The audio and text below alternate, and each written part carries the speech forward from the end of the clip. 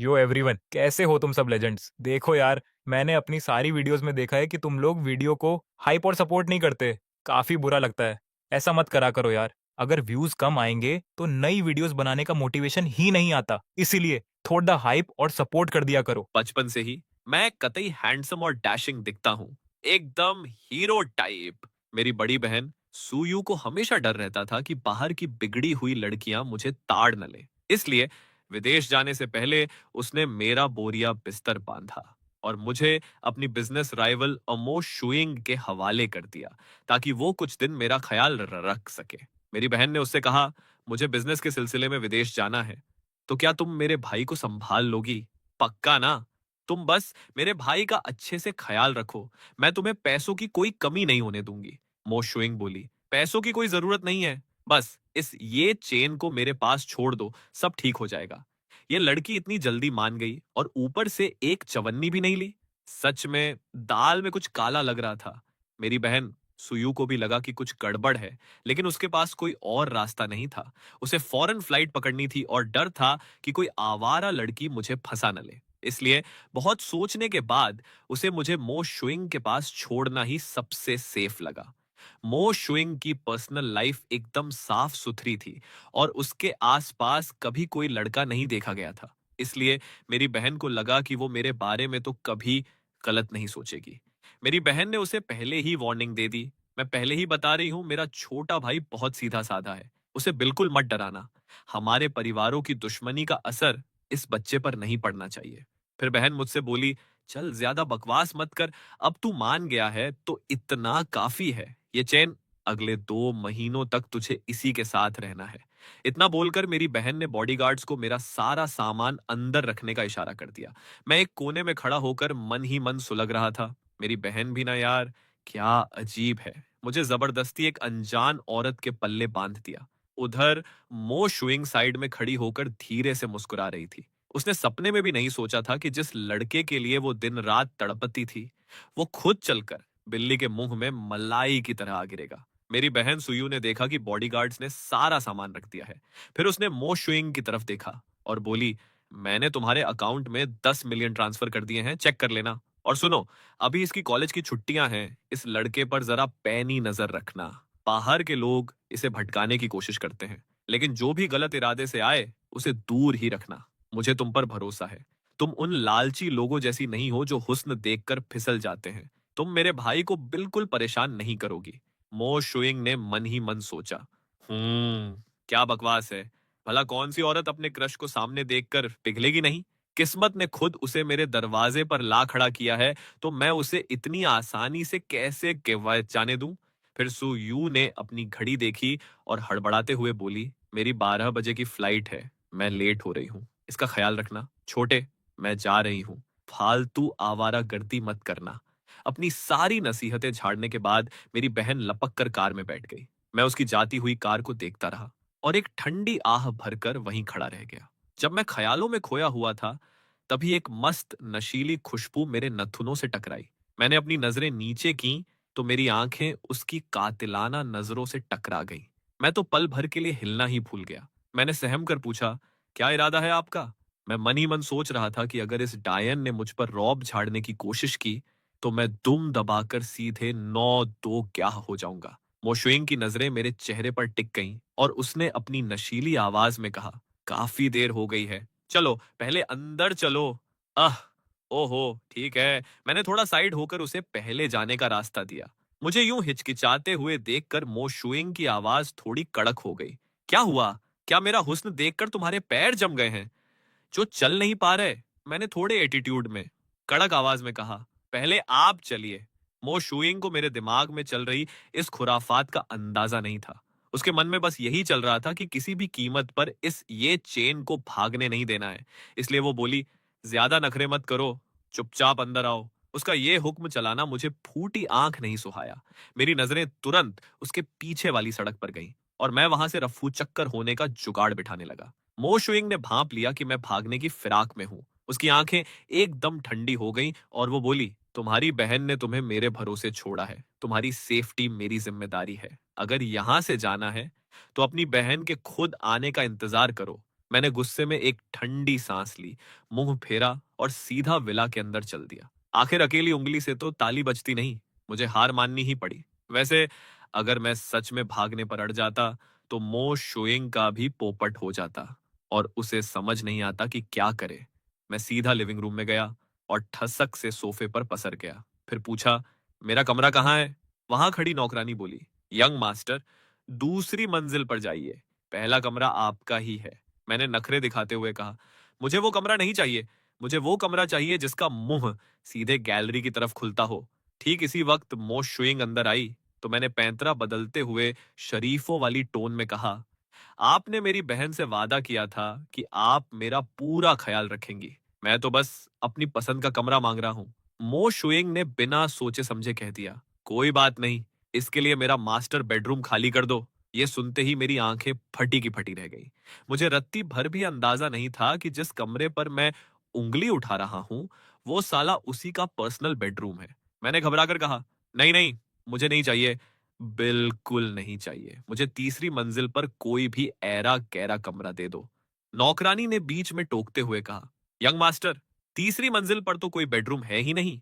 मो शुइंग थोड़ा आगे बढ़ी, अपने हाथों से पानी का ग्लास भरा और मेरी तरफ बढ़ाते हुए बोली, इस घर में सिर्फ दो ही बेडरूम है, तुम खुद चुन लो, कोई भी कमरा चलेगा। बिजनेस की दुनिया में सबको अपनी उंगलियों पर नचाने वाली ये बड़ी मैडम आज खुद अपने हाथों से मुझे पानी पिला रही थी। उसकी वो आइस एम्प्रेस वाली इमेज और इस रूप में तो जमीन आसमान का फर्क था। मैं तो उसे टकटकी लगाए देखता ही रह गया, नजरें हटाना ही भूल गया। जब मैंने उसे इतनी बुरी तरह ताड़ा तो वो थोड़ी शर्मा गई और खुद को संभालते हुए बोली, क्या मेरे चेहरे पर कुछ लगा है? मैंने कहा, नहीं तो। मो शुइंग को लगा कि मैं उसके कातिल हुस्न का शिकार हो गया हूं। वो मन ही मन फूली नहीं समा रही थी और उसकी आवाज और भी ज्यादा मीठी हो गई। तो चुन लिया तुमने? तुम्हें कौन से कमरे में रहना है? मैंने बिना सोचे समझे बक दिया, कोई भी चलेगा, आप डिसाइड कर लो। जिस कमरे में आप सोओगी उसी कमरे में मैं भी सो जाऊंगा।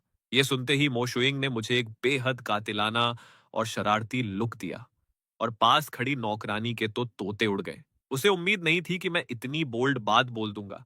तब जाकर मेरे भेजे की बत्ती जली और मैंने बात संभालते हुए तुरंत कहा, मेरा मतलब है कि जो कमरा बच जाए वो मुझे दे देना। मो शुइंग मुस्कुराई और नौकरानी से बोली, काफी रात हो गई है, इसके लिए गेस्ट रूम साफ कर दो ताकि ये वहां शिफ्ट हो सके। नौकरानी जी हुजूर बोलकर चली गई। मैंने उसकी पीठ को देखते हुए थोड़ा हिचकिचाकर कहा, थैंक यू।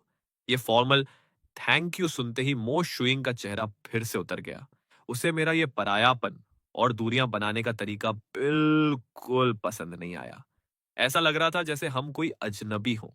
मैंने पानी का ग्लास उठाया और एक घूंट भरा। तभी मेरी जेब में रखा फोन जोर जोर से बजने लगा। मैंने फोन बाहर निकाला और कॉलर आईडी देखी, फिर चोरी छिपे पास खड़ी मो शुइंग को ताड़ने लगा। मेरा ये चोरों जैसा बर्ताव देखकर वो साफ समझ गई कि मैं छुपा रहा हूं कि किसका फोन आया है। मो शुइंग ने देखा कि फोन देखते ही मेरे चेहरे पर एक गजब की रौनक आ गई है, जिससे उसके दिल में खतरे की घंटी बज उठी। वो तुरंत आगे बढ़ी और मेरे ठीक बगल में आकर बैठ गई, जिससे सोफा नीचे धंस गया। जैसे ही मैंने गर्दन घुमाई, मेरी नजरें सीधे उसकी आंखों में जा धंसी।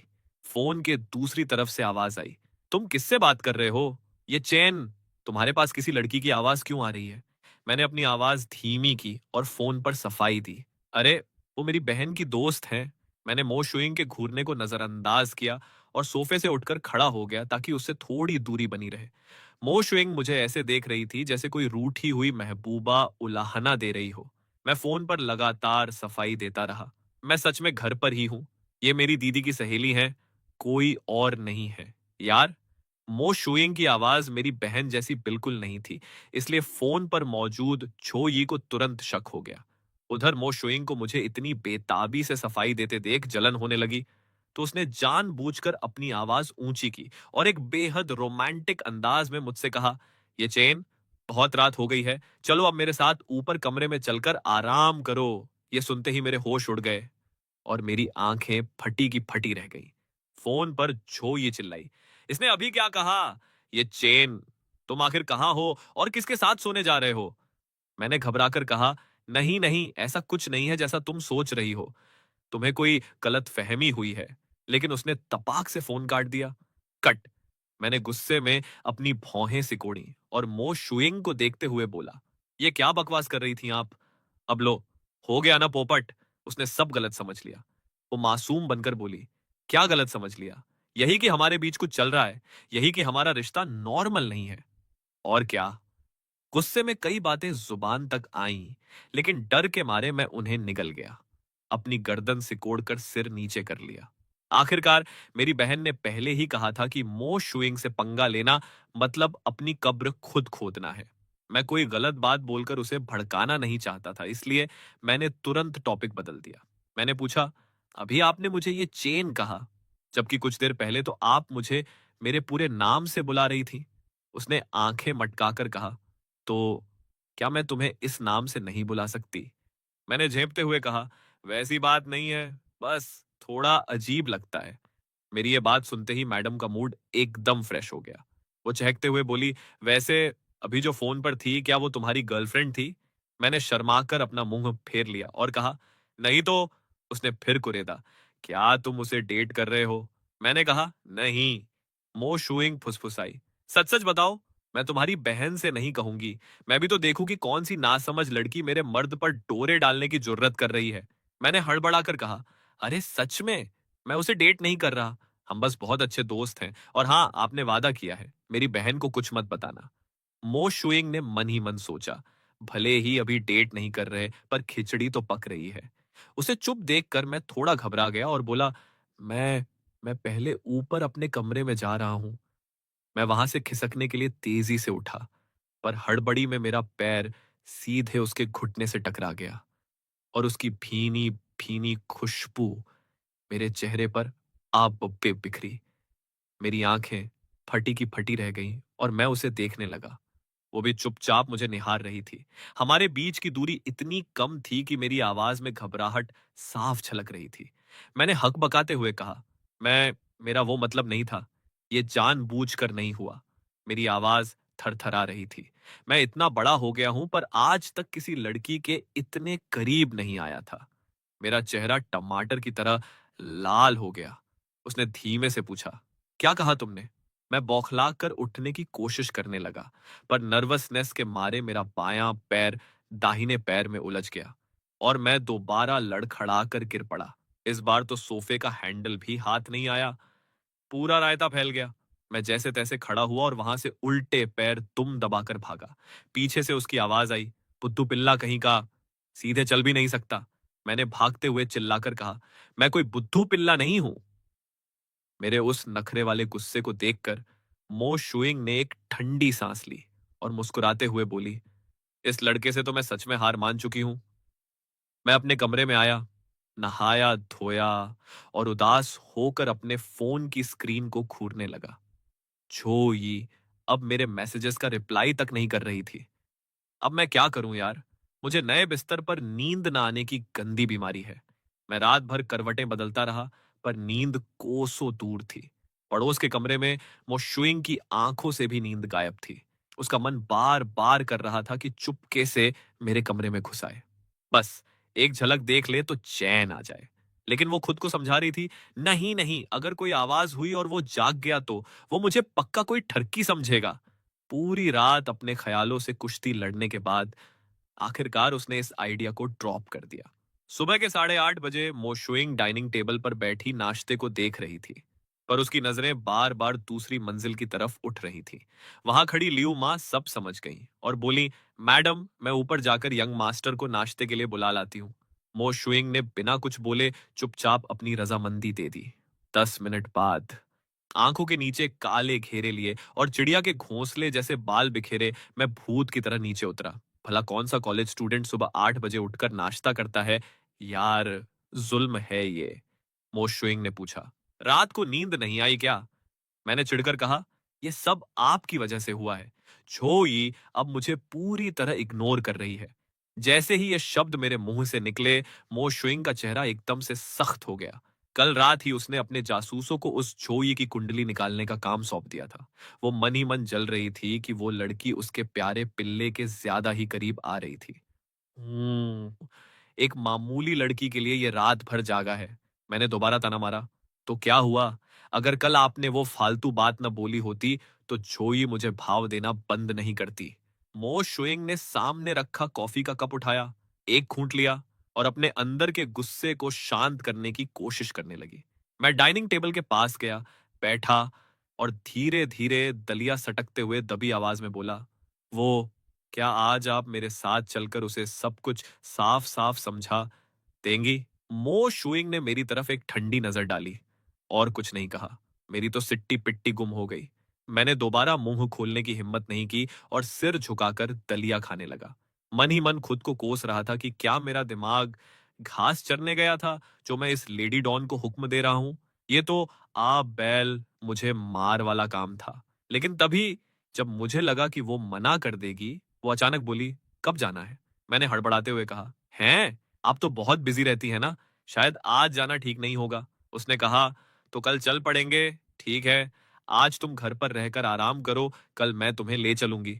असल में आज वो एक तगड़ा गेम प्लान करने वाली थी, ताकि कल जाते ही उन दोनों का पत्ता हमेशा के लिए साफ हो जाए। मैं भोला पंछी उसके इस खूनी प्लान से बेखबर था और सोच रहा था कि ये तो बड़ी भली औरत है।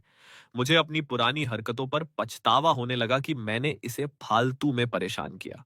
आखिर ये मेरी बहन की पुरानी लंगोटियां यार है। मैंने सोचा कि आगे से मैं इससे अच्छे से बात करूंगा। ये सोचकर मेरे दिल को थोड़ा सुकून मिला।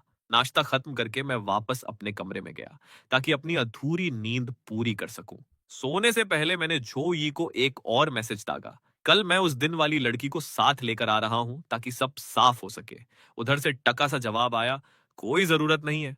अगली सुबह मैं मो शुइंग की चमचमाती कार में बैठ गया और बोला, शुइंग दीदी, मेरे साथ चलने और सफाई देने के लिए आपका बहुत बहुत शुक्रिया। ये सुनते ही मो शुइंग के होठों पर एक मुस्कान तैर गई। उसे मेरे मुंह से खुद को दीदी सुनना बहुत पसंद आ रहा था।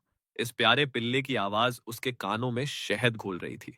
वो बोली, कोई बात नहीं, मैंने तुम्हारी बहन सुयू से वादा किया था कि मैं तुम्हारा ख्याल रखूंगी। मैंने पूछा, शुइंग दीदी, आप तो मेरी बहन की कट्टर दुश्मन हैं, फिर भी उसने मुझे आपके भरोसे क्यों छोड़ा? उसने कहा, मुझे भी नहीं पता। मो शुइंग ने मन ही मन सोचा। वो सुयू तो अंधी थी, जिसे लगा कि मुझे यहां रखना सबसे सेफ है। उसे क्या पता कि मैं इस लड़के पर सालों से लाइन मार रही हूं। वो तो बस इस ताक में थी कि कब ये मेरे करीब आए, और उसकी दुश्मन ने खुद उसे उसकी थाली में परोस दिया। इसे कहते हैं कतई भगवान का दिया हुआ छप्पर फाड़ जैकपॉट। जो ये एक कंपनी में इंटर्नशिप कर रही थी, मैं सीधा वहीं उसे ढूंढने पहुंच गया। कंपनी के नीचे पहुंचते ही मैं और मो शुइंग कार से उतरे। मो शुइंग ने उस छोटी और एरी गैरी कंपनी को देखा और अपनी भौहें सिकोड़ ली। वो सोच रही थी कि इस ये चेन की चॉइस कितनी घटिया है। लड़की चुनने से पहले उसका बैकग्राउंड तक चेक नहीं किया। मैं 2 कदम आगे बढ़ा, पर देखा कि वो वहीं खड़ी है। तो मैंने पीछे मुड़कर उसका हाथ पकड़ा और अंदर खींचते हुए बोला, चलिए चलिए, अंदर चलिए। मो शुइंग की पलकें झपकीं और उसकी नजरें सीधे मेरे उस हाथ पर टिक गईं जिसने उसका हाथ थाम रखा था। वो जैसे ही मेरी कलाई पकड़ने वाली थी, मैंने झटके से अपना हाथ हटा लिया और तेजी से रिसेप्शन की तरफ बढ़ गया।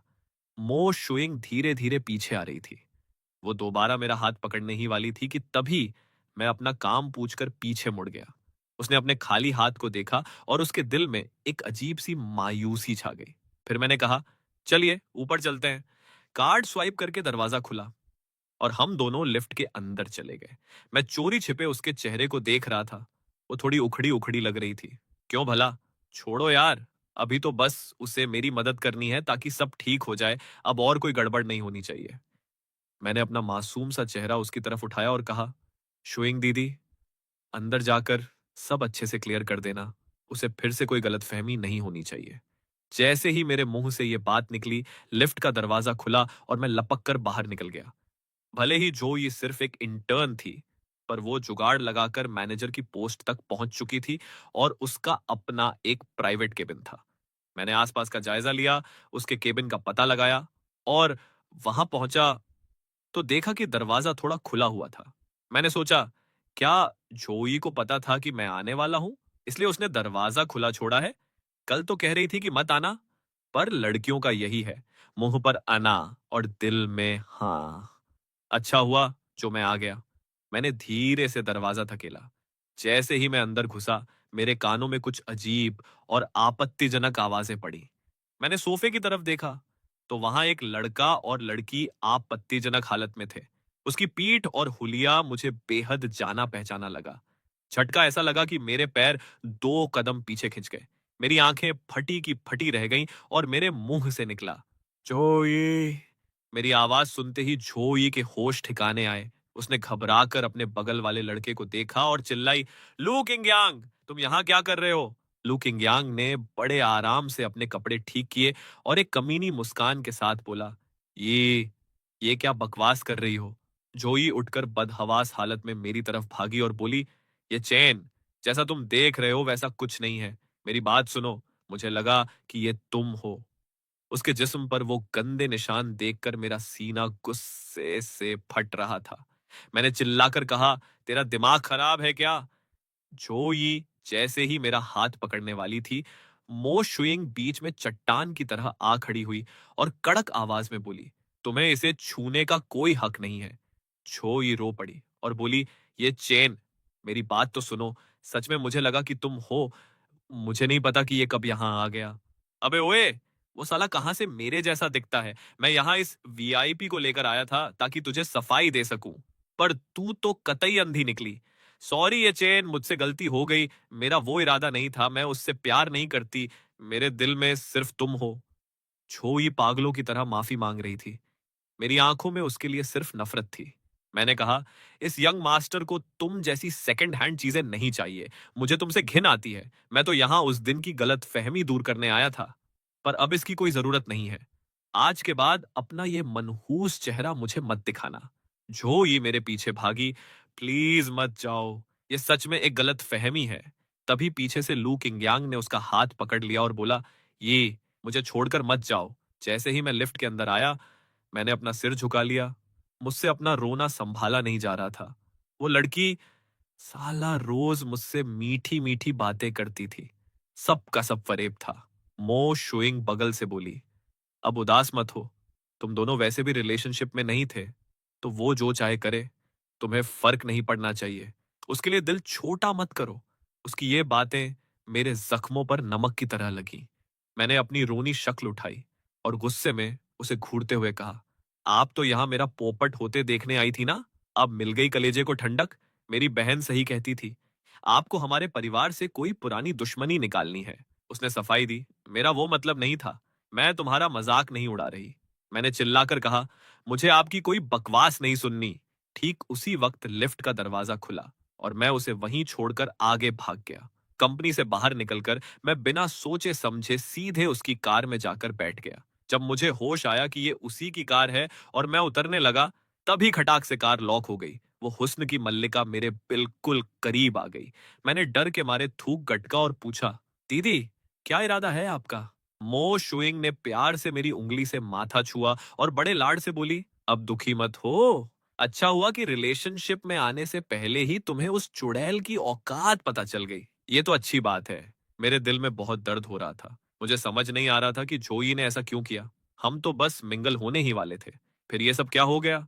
लेकिन मेरा ईगो मुझे रोने की इजाजत नहीं दे रहा था। मैंने अपना मुंह फेरा और अकड़ कर बोला, वैसे भी वो मेरे टाइप की नहीं थी। भाड़ में जाए, मुझे रत्ती भर भी फर्क नहीं पड़ता। मो शुइंग को मेरी बात पर रत्ती भर भरोसा नहीं हुआ। वो मुस्कुराई, अच्छा सच में? मैंने मुंह फुलाकर वार्निंग दी, खबरदार जो मेरी बहन को इस बारे में एक शब्द भी बोला, समझे? वो तुरंत मान गई, फिक्र मत करो, मैं कुछ नहीं बोलूंगी। फिर मैंने ड्राइवर से कहा कि मुझे घर छोड़ दे और वो अपने काम पर चली जाए। उसने कहा, ठीक है। मोशोइंग कार से उतरी और जब तक मेरी कार ओझल नहीं हो गई, वहीं खड़ी रही। फिर वो अपनी बेंटले कार की तरफ बढ़ी, जो थोड़ी दूर खड़ी थी। वहां बेंटले के पास उसका असिस्टेंट उस लू किंगयांग को 1 मिलियन का चेक, लू किंगयांग ने चेक लिया और दुम दबाकर रफू चक्कर हो गया। मो शुइंग ने उसे नफरत से देखा और अपने आदमी से कहा, इसे तुरंत देश से बाहर भेजो। ये कमीना दोबारा इस शहर में नहीं दिखना चाहिए। मैं तो घिन से भर चुका था। घर पहुंचते ही मैंने खुद को कमरे में बंद कर लिया और सोफे पर बैठकर खिड़की से बाहर सूनी नजरों से देखने लगा। जब मो शुइंग काम से लौटी और नौकरानी ने बताया कि मैंने दोपहर का खाना भी नहीं खाया और कमरे में कुंडी लगाकर बैठा हूं, तो उसे इस बुद्धू पिल्ले पर बड़ा गुस्सा आया। दिन में तो बड़ी बड़ी हाँक रहा था कि फर्क नहीं पड़ता, और अब यहां छुपकर देवदास बना बैठा है। उसकी हाई हील्स की खटखट आवाज सीढ़ियों से ऊपर आई और दरवाजे पर दस्तक हुई। ये चेन, दरवाजा खोलो। उसकी आवाज कमरे के अंदर गूंजी। जब मैंने कोई जवाब नहीं दिया तो वो कड़क कर बोली, अगर दरवाजा नहीं खोला तो मैं खुद अंदर आ जाऊंगी। और अगले ही पल वो दरवाजा खोलकर अंदर आ धमकी। मैंने सिर उठाकर उसे देखा। मेरी आंखों की चमक गायब थी और मैं एकदम बेबस और लाचार लग रहा था। मेरी ये हालत देखकर उसका आधा गुस्सा तो हवा हो गया। वो बोली, तुमने तो कहा था कि तुम्हें परवाह नहीं है, फिर खाना पीना छोड़कर यहाँ क्यों कैद हो? मैंने उस हुस्न की मल्लिका की तरफ देखा और रोनी आवाज में पूछा, क्या मैं हैंडसम नहीं हूं? फिर उसने मेरे जैसे हीरे को छोड़कर उस कचरे को क्यों चुना? खुद पर शक करते देख वो चिढ़ गई और बोली, वो शुरू से तुम्हारे लायक नहीं थी। चाहे लुक हो या खानदान, तुम्हें उससे 1000 गुना बेहतर मिल जाएगी। उसकी बातों में एक गहरा इशारा था जिसे समझने की हालत में मैं नहीं था। मेरा दिल तो साला गम के सागर में डूबा हुआ था। उसने कहा, चलो अब नौटंकी बंद करो और नीचे खाना खाने चलो। दिन भर से भूखे हो, पेट का बैंड बच जाएगा। मैंने मुंह फुलाया, मुझे नहीं खाना। अगर अब भी नखरे किए तो मैं अभी तुम्हारी बहन को फोन लगा दूंगी। इस धमकी ने मुझे देवदास मोड़ से बाहर खींच लिया। मैंने कहा, आप कितनी जालिम हैं। आखिरकार मुझे घुटने टेकने पड़े। मैंने चप्पल पहनी और नीचे खाना खाने चल दिया। डाइनिंग टेबल पर बैठकर मैं बिना मन के प्लेट में चावल के दानों से कुश्ती लड़ रहा था। मोशुइंग ने टोकते हुए कहा, इतने सारे पकवान बने हैं, क्या एक भी चीज तुम्हारे टेस्ट की नहीं है? मैंने बिना सिर उठाए बुदबुदाया, भूख मर गई है। मुझे खुद समझ नहीं आ रहा था कि मुझे खाना पसंद नहीं आ रहा था या उसका मुझ पर रौब झाड़ना। मोशुइंग आगे कुछ नहीं बोली, पर उसके आसपास की हवा एकदम ठंडी हो गई थी। खाना खाकर मैं कमरे में आया, पर केबिन का वो गंदा सीन मेरे दिमाग से निकल ही नहीं रहा था। जितना सोचता उतना ही खून खौल रहा था। पता नहीं क्या भूत सवार हुआ। मैं कमरे से बाहर निकला, काफी देर हिचकिचाया और आखिरकार उसके कमरे का दरवाजा खटखटा दिया। उसका कमरा मेरे ठीक बगल में ही था। जब अंदर से कोई हलचल नहीं हुई तो मैं उल्टे पैर लौटने लगा, पर तभी अचानक दरवाजा खुल गया। सामने का नजारा देखकर मेरी आंखें फटी की फटी रह गईं। वो अभी अभी नहाकर निकली थी। गीले बाल पीठ पर बिखरे थे और वो कतई कयामत ढा रही थी। कोई ऐसे कपड़ों में दरवाजा खोलता है क्या यार? मेरी नजरें बहक कर उसके गोरे बदन पर चली गईं। फिर मैंने खुद को झकझोरा कि अबे, ये क्या देख रहा है तू? उसने चौंकते हुए पहले पूछा, कुछ काम था क्या? अरे नहीं, कुछ नहीं, कहकर मैं भागने ही वाला था कि उसने पीछे से टोक दिया, ये चेन, कहाँ भागे जा रहे हो? उसकी वो नशीली आवाज गूंजी। मैं वहीं ठहर गया और झेंपते हुए बोला, मैं जरा बाहर जाकर 2 घूंट लगाना चाहता हूँ। जैसे ही मेरे मुंह से ये निकला, वो बोली, बिल्कुल नहीं, बहुत रात हो गई है। अब तीर कमान से निकल चुका था तो मैं भी अड़ गया। मैं तो जाऊंगा, मेरा दिल बहुत रो रहा है। वो बोली, दारू घर पर भी है, पीना है तो यहीं पियो। इतना कहकर उसने अपना कमरा बंद किया और मेरा हाथ पकड़ लिया। मैं तो बुत बनकर उसके हाथ को देखता रह गया। मैं उसके पीछे पीछे बेसमेंट के वाइन सेलर में चला गया, पर उसने मेरा हाथ अब भी नहीं छोड़ा था। उसने चमचमाते ब्लैक एंड गोल्ड कैबिनेट से एक महंगी रेड वाइन निकाली और उसे कांच के जग में पलट दिया। उसकी खुशबू इतनी कमाल की थी कि मेरे मुंह में पानी आ गया। सच कहूं तो मैंने आज तक वाइन छुई भी नहीं थी। बस कभी कभार कॉकटेल के चस्के लिए थे, क्योंकि मेरी बहन मुझे हमेशा रोक देती थी। वो कहती थी कि मर्द दारू पीकर बेकाबू और हिंसक हो जाते हैं। यही सोचकर मेरे मुंह से निकला, क्या इसे पीकर इंसान गुस्सा करने लगता है? मोशुइंग हंस पड़ी। ये बकवास किसने सिखाई? मैंने कहा, मेरी बहन ने। वो बोली, तमीज से पी जाए तो रेड वाइन सेहत के लिए अच्छी होती है। तो क्या मैं थोड़ी सी पी सकता हूँ? ज्यादा नहीं। मेरी आंखें चमक उठी और मैं जग को सूंघते हुए बोला, शुरू करें क्या? उसने कहा, जरा रुको, वाइन को थोड़ा सेट होने दो, वरना कड़वी लगेगी। सुनते ही मेरा मुंह उतर गया। 2 सेकंड भी नहीं बीते कि मैं फिर मचल उठा। अब तो पी सकते हैं ना? उसने मुस्कुराते हुए जग उठाया और कांच के खूबसूरत ग्लास में वाइन उड़ेलकर मेरी तरफ बढ़ा दी। उसने पूछा, तुम्हारी बहन वैसे तुम्हें हाथ भी नहीं लगाने देती होगी ना? मैंने ठसक दिखाते हुए झूठ बोल दिया, अरे ऐसा कुछ नहीं है, मेरी बहन मुझे पीने देती है। वो मंद मंद मुस्कुराई, पर मेरा झूठ नहीं पकड़ा और बगल वाले स्टूल पर आकर बैठ गई। मैंने ग्लास उठाया, एक छोटा घूंट लिया और मेरा मुंह अजीब बन गया। ये तो कतई कड़वी और बकवास थी। कॉकटेल जैसी मीठी बिल्कुल नहीं थी। उसने चुटकी ली। आदत नहीं है ना? तुम्हारे लिए जूस लाऊं क्या? मुझे गुस्सा आ गया। मैंने उसे घूरा और टशन में पूरा ग्लास एक ही बार में गटक गया। साला, गला ही जल गया। नाम बड़े और दर्शन छोटे। उसने अपने गुलाबी होंठों से ग्लास लगाया और धीरे से चुस्की ली। जब उसने देखा कि मैं दूसरा ग्लास भर रहा हूं तो बोली, जरा धीरे, चढ़ जाएगी। मैंने हवा में कहा, इस यंग मास्टर का जिगर बहुत बड़ा है, इतनी जल्दी नहीं चढ़ती। और मैंने दूसरा ग्लास भी मार लिया। पर जैसे ही वो अंदर गई, मेरा दिमाग घूमने लगा। सब धुंधला हो गया और मैं सीधे काउंटर पर ढेर हो गया। वो हंसते हुए सिर हिलाने लगी और वाइन का मजा लेते हुए बुदबुदाई, लगता है ये चेन मुझे पराया नहीं समझता। मैंने अपनी भारी आंखें उठाई और उसके चेहरे को देखते हुए कहा, दीदी, आप बहुत अच्छी हैं। उसकी आंखों में एक अजीब सी चमक आ गई। वो मेरे करीब आई और पूछा, सच में? मैंने नशे में जोर जोर से सिर हिलाया। ओह गॉड, मेरा सिर तो और घूम रहा है। मेरी नजर उसके नशीले होंठों पर पड़ गई और फिर से केबिन का वो सीन याद आ गया। दिल में फिर दर्द उठा तो मैंने नशे के हौसले में खुद को उसके और करीब खींच लिया। उसने बड़े प्यार से पूछा, पहचानते हो मैं कौन हूं? मैंने सिर हिलाया और खुद से ही बकवास करने लगा। क्या मैं परफेक्ट नहीं हूं? उसने बड़े लाड से कहा, परफेक्ट हो बाबा, हमारा ये चेन सबसे बेस्ट है। मैंने अपना चेहरा ठंडे काउंटर पर टिका दिया और बुदबुदाया, मैं बेस्ट हूं।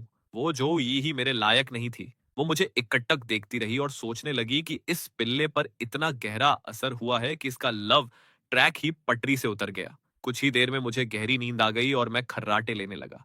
उसने मुझे 2 बार आवाज दी, पर जब कोई रिस्पॉन्स नहीं मिला तो उसने गार्ड्स को बुलाकर मुझे कमरे में भिजवा दिया। जब वो मुझे कंबल ओढ़ा रही थी, मेरी आंखें आधी खुली और मुझे सिर्फ उसके वो होंठ दिखे। पता नहीं क्या भूत जागा। मैंने अपना सिर उठाया और सीधे उसके होंठों को चूम लिया। उसकी आंखें फटी की फटी रह गईं। वो शॉक्ड थी और मैं साला नशे में उसे देखकर बतीसी दिखा रहा था। उसने बड़े संजीदा होकर पूछा, ये चेन, होश में हो कि मैं कौन हूं? अब तो पूरा रायता फैल चुका है। मेरा सिर इतनी जोर से चकरा रहा था कि मुझे कुछ समझ नहीं आया। बस लगा कि वो गुस्सा है, तो मैं मुंह फेर कर चादर तानकर सो गया ताकि डांट से बच सकूं। जब मैंने कुछ नहीं कहा तो उसने अपने होंठों को छुआ और बोली, चुपचाप सो जाओ, कल सुबह तक तुम उस झो यी को हमेशा के लिए भूल जाओगे। अगली सुबह जब वो नाश्ता कर रही थी तभी सुयू का वीडियो कॉल आया। मेरा भाई कहाँ है? मोशुइंग बोली। बड़ी जल्दी याद आई भाई की, मुझे लगा भूल ही गई होगी। सुयू झेपते हुए बोली, अरे नहीं यार, बस काम में फंसी थी। मोशुइंग ने ताना मारा, मुझे सब पता है, तू काम के बहाने किसी लड़के के पीछे भागी है।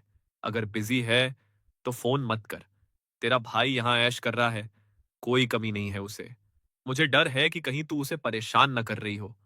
तभी मैं आंखें मलता हुआ नीचे आया और नींद में बोला, दीदी, आपकी आवाज आ रही है क्या? सुयू चिल्लाई, हाँ मैं ही हूं। मोशुइंग ने कैमरा मेरी तरफ घुमाया और मेरे उड़े हुए बाल देखकर दीदी भड़क गई। इसे तू ऐश करना कहती है? मोशुइंग हैरान रह गई कि वो इस फालतू बात पर लड़ रही है। दीदी की बात सुनकर मुझे इतनी शर्म आई कि मन किया जमीन फट जाए और मैं समा जाऊं। मोशुइंग बोली, अब क्या मैं इसके बाल सुखाऊं और कपड़े पसंद करूं?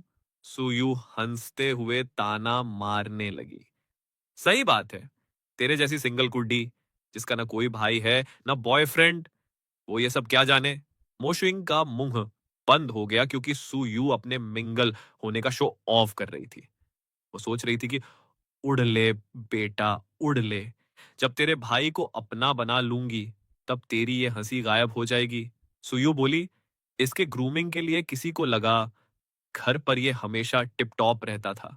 मैंने नींद में कहा, दीदी मैं खुद कर लूंगा। चुप कर, मैंने इसे पैसे दिए हैं। जैसे तू घर पर नवाबों की तरह रहता था वैसे ही वहां रहेगा, कोई समझौता नहीं। मैंने चुप रहने में ही भलाई समझी और मो शुइंग को देखा। उसे इस बात से कोई दिक्कत नहीं थी। आखिर नवाबजादे को पटाने के लिए उसे नवाबों वाले ठाठ तो देने ही पड़ेंगे। दीदी ने प्यार से पूछा, छोटे, वो तुझे परेशान तो नहीं कर रही? मैंने कहा, नहीं दीदी, श्विंग दीदी मेरा बहुत ख्याल रख रही हैं। सुयू ने स्क्रीन पर आंखें मटकाई, उसे दीदी मत बोल। मैंने पूछा, तो फिर क्या बोलूं? सीधे मो श्विंग बोला, अगर वो कुछ भी गड़बड़ करे तो मुझे बता, मैं उसकी क्लास लगा दूंगी। मैंने अपनी सन की बहन से बहस करना ठीक नहीं समझा और चुपचाप सिर हिला दिया। मो शुइंग ने कैमरा अपनी तरफ किया और बोली, चलो, फोन की बैटरी खत्म हो रही है, मैं काट रही हूं। फोन कटने से पहले सुयू चिल्लाई, मेरे भाई को परेशान मत करना, मैं कभी भी टपक सकती हूँ। मो शुइंग ने फोन काटा और मुझे दलिया खाते हुए देखने लगी। वो बोली, आज बड़ी जल्दी उठ गए। मुझे लगा कल रात के नशे के बाद इस पिल्ले का सिर दुख रहा होगा, इसलिए मैंने किसी को जगाने नहीं भेजा। मेरा मुंह बन गया। अब उसके घर में रहकर कुंभकर्ण की तरह सोता क्या? मालिक खुद जगाने आए तो कितनी बेइज्जती होती। कमरे में सन्नाटा छा गया। तभी उसने पूछा, वैसे कल रात नशे में तुमने क्या गुल खिलाए, कुछ याद है? मैं चकरा गया। मैंने क्या किया? मुझे तो कुछ याद नहीं। उसने मुझे शक भरी नजरों से देखा और कहा, कुछ नहीं, बस 2 ग्लास में ही तुम ढेर हो गए थे। मैं खुद तुम्हें तुम्हारे कमरे में छोड़कर आई। उसने सोचा कि अभी बताना ठीक नहीं होगा। अभी तो कुछ ही दिन हुए हैं, कहीं ये पिल्ला डर कर भाग न जाए। मेरी आंखें बड़ी हो गईं। मुझे लगा मैं खुद रेंगते हुए आया था। हमारी नजरें मिलीं और मैंने कहा, आपको तकलीफ हुई, सॉरी।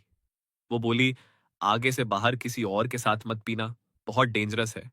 वो मन ही मन सोच रही थी कि जब मेरे सामने इसने मुझे चूम लिया तो बाहर कोई और लड़की इसे आसानी से फंसा लेगी, फिर तो मेरा पत्ता ही कट जाएगा। मेरी झेप मिट गई और मैंने बुदबुदाया, बिल्कुल मेरी बहन जैसी रट लगा रखी है, कतई पकाऊ। नाश्ता करके मैं ऊपर जाने लगा। सीढ़ियों पर लगा कोई पीछे है। मुड़कर देखा तो मो शुइंग मेरे ठीक पीछे खड़ी थी। मैंने पूछा, शुइंग दीदी, आप ऑफिस नहीं जा रही क्या? वो बोली, तुम्हारी बहन ने ग्रूमिंग की जिम्मेदारी दी है, तो अब से मैं तुम्हें संभालूंगी। मुझे झटका लगा। डराओ मत यार, मैं बहुत जल्दी डर जाता हूँ। जरूरत नहीं है दीदी, मैं खुद को संभाल लूंगा।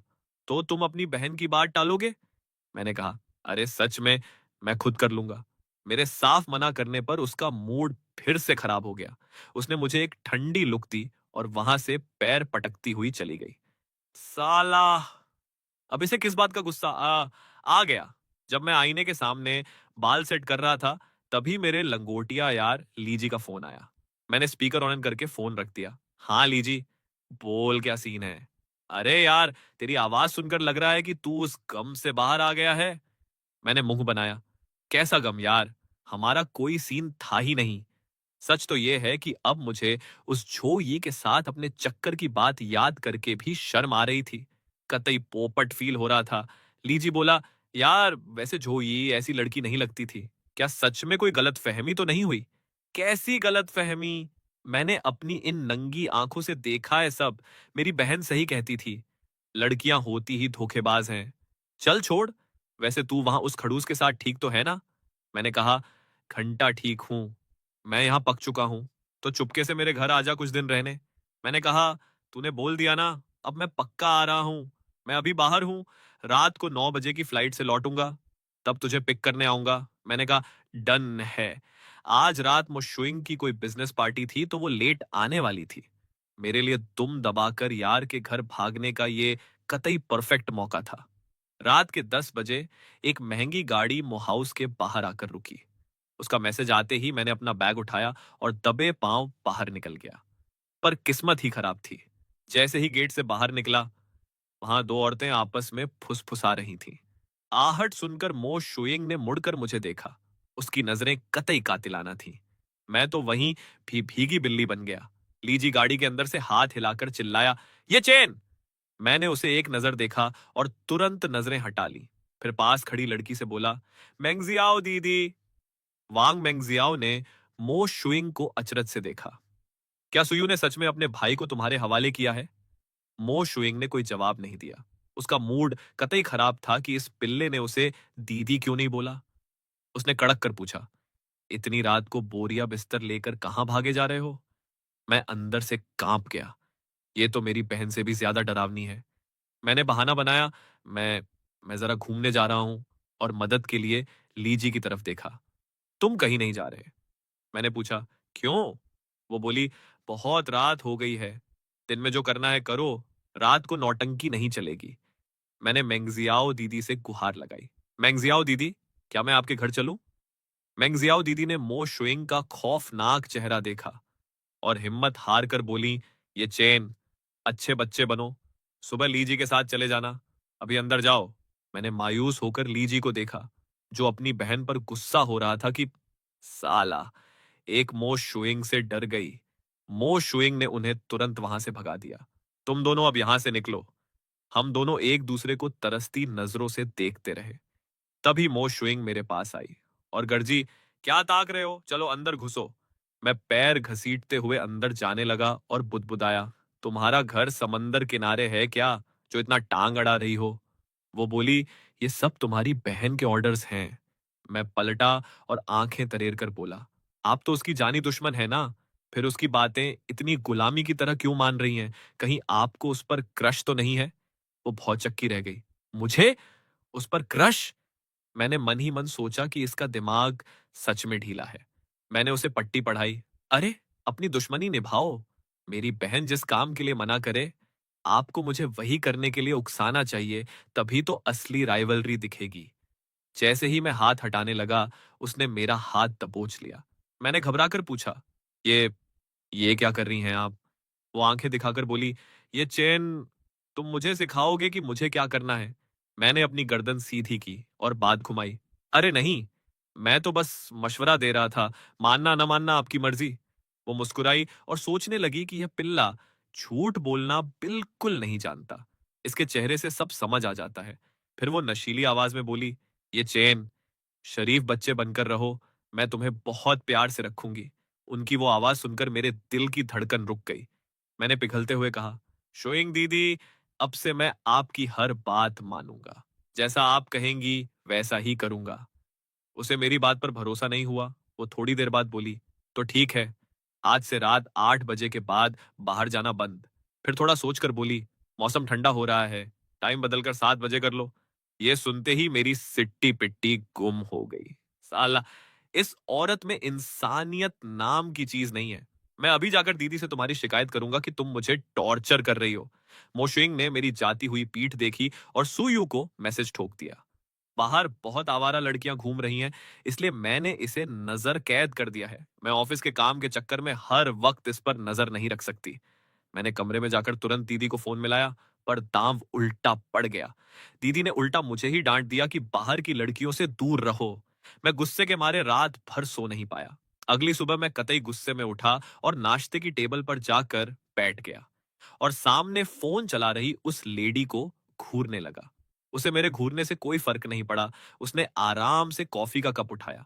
मैंने तपाक से उठकर उसके हाथ से कॉफी का कप छीना और फर्श पर पटक दिया। टेबल पर हाथ टिकाकर टशन में अपनी ठोड़ी ऊपर कर ली। कॉफी की कुछ बूंदें उसके हाथ पर गिर गईं। पास खड़ी लियू माँ की हालत खराब हो गई और वो बहाना बनाकर भागी। मैडम, मैं अभी दूसरी कॉफी लेकर आती हूँ। मोशोइंग की आंखों में देखकर मेरी सिट्टी पिट्टी गुम हो गई। लगा कि अब मेरी खैर नहीं, पर वो कुछ बोल नहीं रही थी। साला, ये मुझे डांट क्यों नहीं रही? अगर ये मुझे डांटेगी नहीं, तो मैं दीदी से शिकायत करके वापस घर कैसे भागूंगा? क्या इसे अभी कम गुस्सा आया है? तभी लियू माँ नई कॉफी लेकर आई। मैंने देखा कि मैडम को गुस्सा नहीं आया, तो मैंने खुद ही वो कप उठाया और एक बड़ा घूंट भर लिया। साला, ये इतनी कड़वी क्यों है? मोशुइंग ने फोन रखा और गाल पर हाथ रखकर मुझे देखने लगी। मैंने कप पटकते हुए कहा, लो, पी ली मैंने। उसने वही कप उठाया और अपने होंठ ठीक उसी जगह टिका दिए जहां से मैंने पिया था, और पूरी कॉफी एक सांस में गटक गई। मैं तो कतई भौचक्का रह गया। लियू माँ को तो लगा जैसे उन्होंने कोई भूत देख लिया हो, और मो शुइंग मजे से बोली, आज की कॉफी काफी मीठी है। मैंने मन ही मन कहा, मीठी की बच्ची, क्या इसके जीभ का ढक्कन ढीला है? पर लियू माँ सब समझ गई कि मैडम ने इसे घर में ऐसे ही पनाह नहीं दी है। ये तो उनके दिल का राजा है। वो उठी और बोली, मैं ऑफिस जा रही हूँ। घूमने जाना है तो रात 8 बजे से पहले आ जाना। मुझे लगा दाल में कुछ काला है। दीदी तो कहती थी कि इसे साफ सफाई का बड़ा भूत सवार रहता है। क्या दीदी की इंफॉर्मेशन ही फर्जी थी? जब वो जाने लगी, तो मैंने पीछे से आवाज दी, शुइंग दीदी। वो रुक गई और उसकी नजरें मेरे उस हाथ पर गईं जिससे मैंने उसका हाथ पकड़ रखा था। वो सोच रही थी कि आज इस पिल्ले ने खुद मेरा हाथ थामा है। मैंने मासूमियत से उसकी तरफ देखा और कहा, शुइंग दीदी, मुझे भी अपने साथ ऑफिस ले चलो ना। उसने पूछा। पक्का? मैंने कहा, हाँ पक्का, मैं आपके साथ चलने को तैयार हूं। मैंने सोच लिया था कि मैं इसके गले की हड्डी बन जाऊंगा ताकि ये मुझसे तंग आकर मुझे खुद भगा दे। वो खुशी खुशी मान गई। ठीक है। मैं मन ही मन खुश हो रहा था और ठसक से कार में बैठ गया। मैंने दीदी को कई मैसेजेस किए कि मोशुइंग को ऐसे चिपकू लड़के बिल्कुल पसंद नहीं है जो दूरी बनाकर नहीं रखते। मैंने फोन रखा और अपना हाथ सीधे उसके कंधे पर रख दिया। उसकी आंखों में प्यार उमड़ आया। वो बोली, बुद्धू पिल्ले, आज बड़े मूड में हो। और उसने अपना सिर मेरे कंधे पर टिका दिया। मैं तो जम गया। साला, ये क्या सीन है? इसे तो मेरा हाथ झटक देना चाहिए था।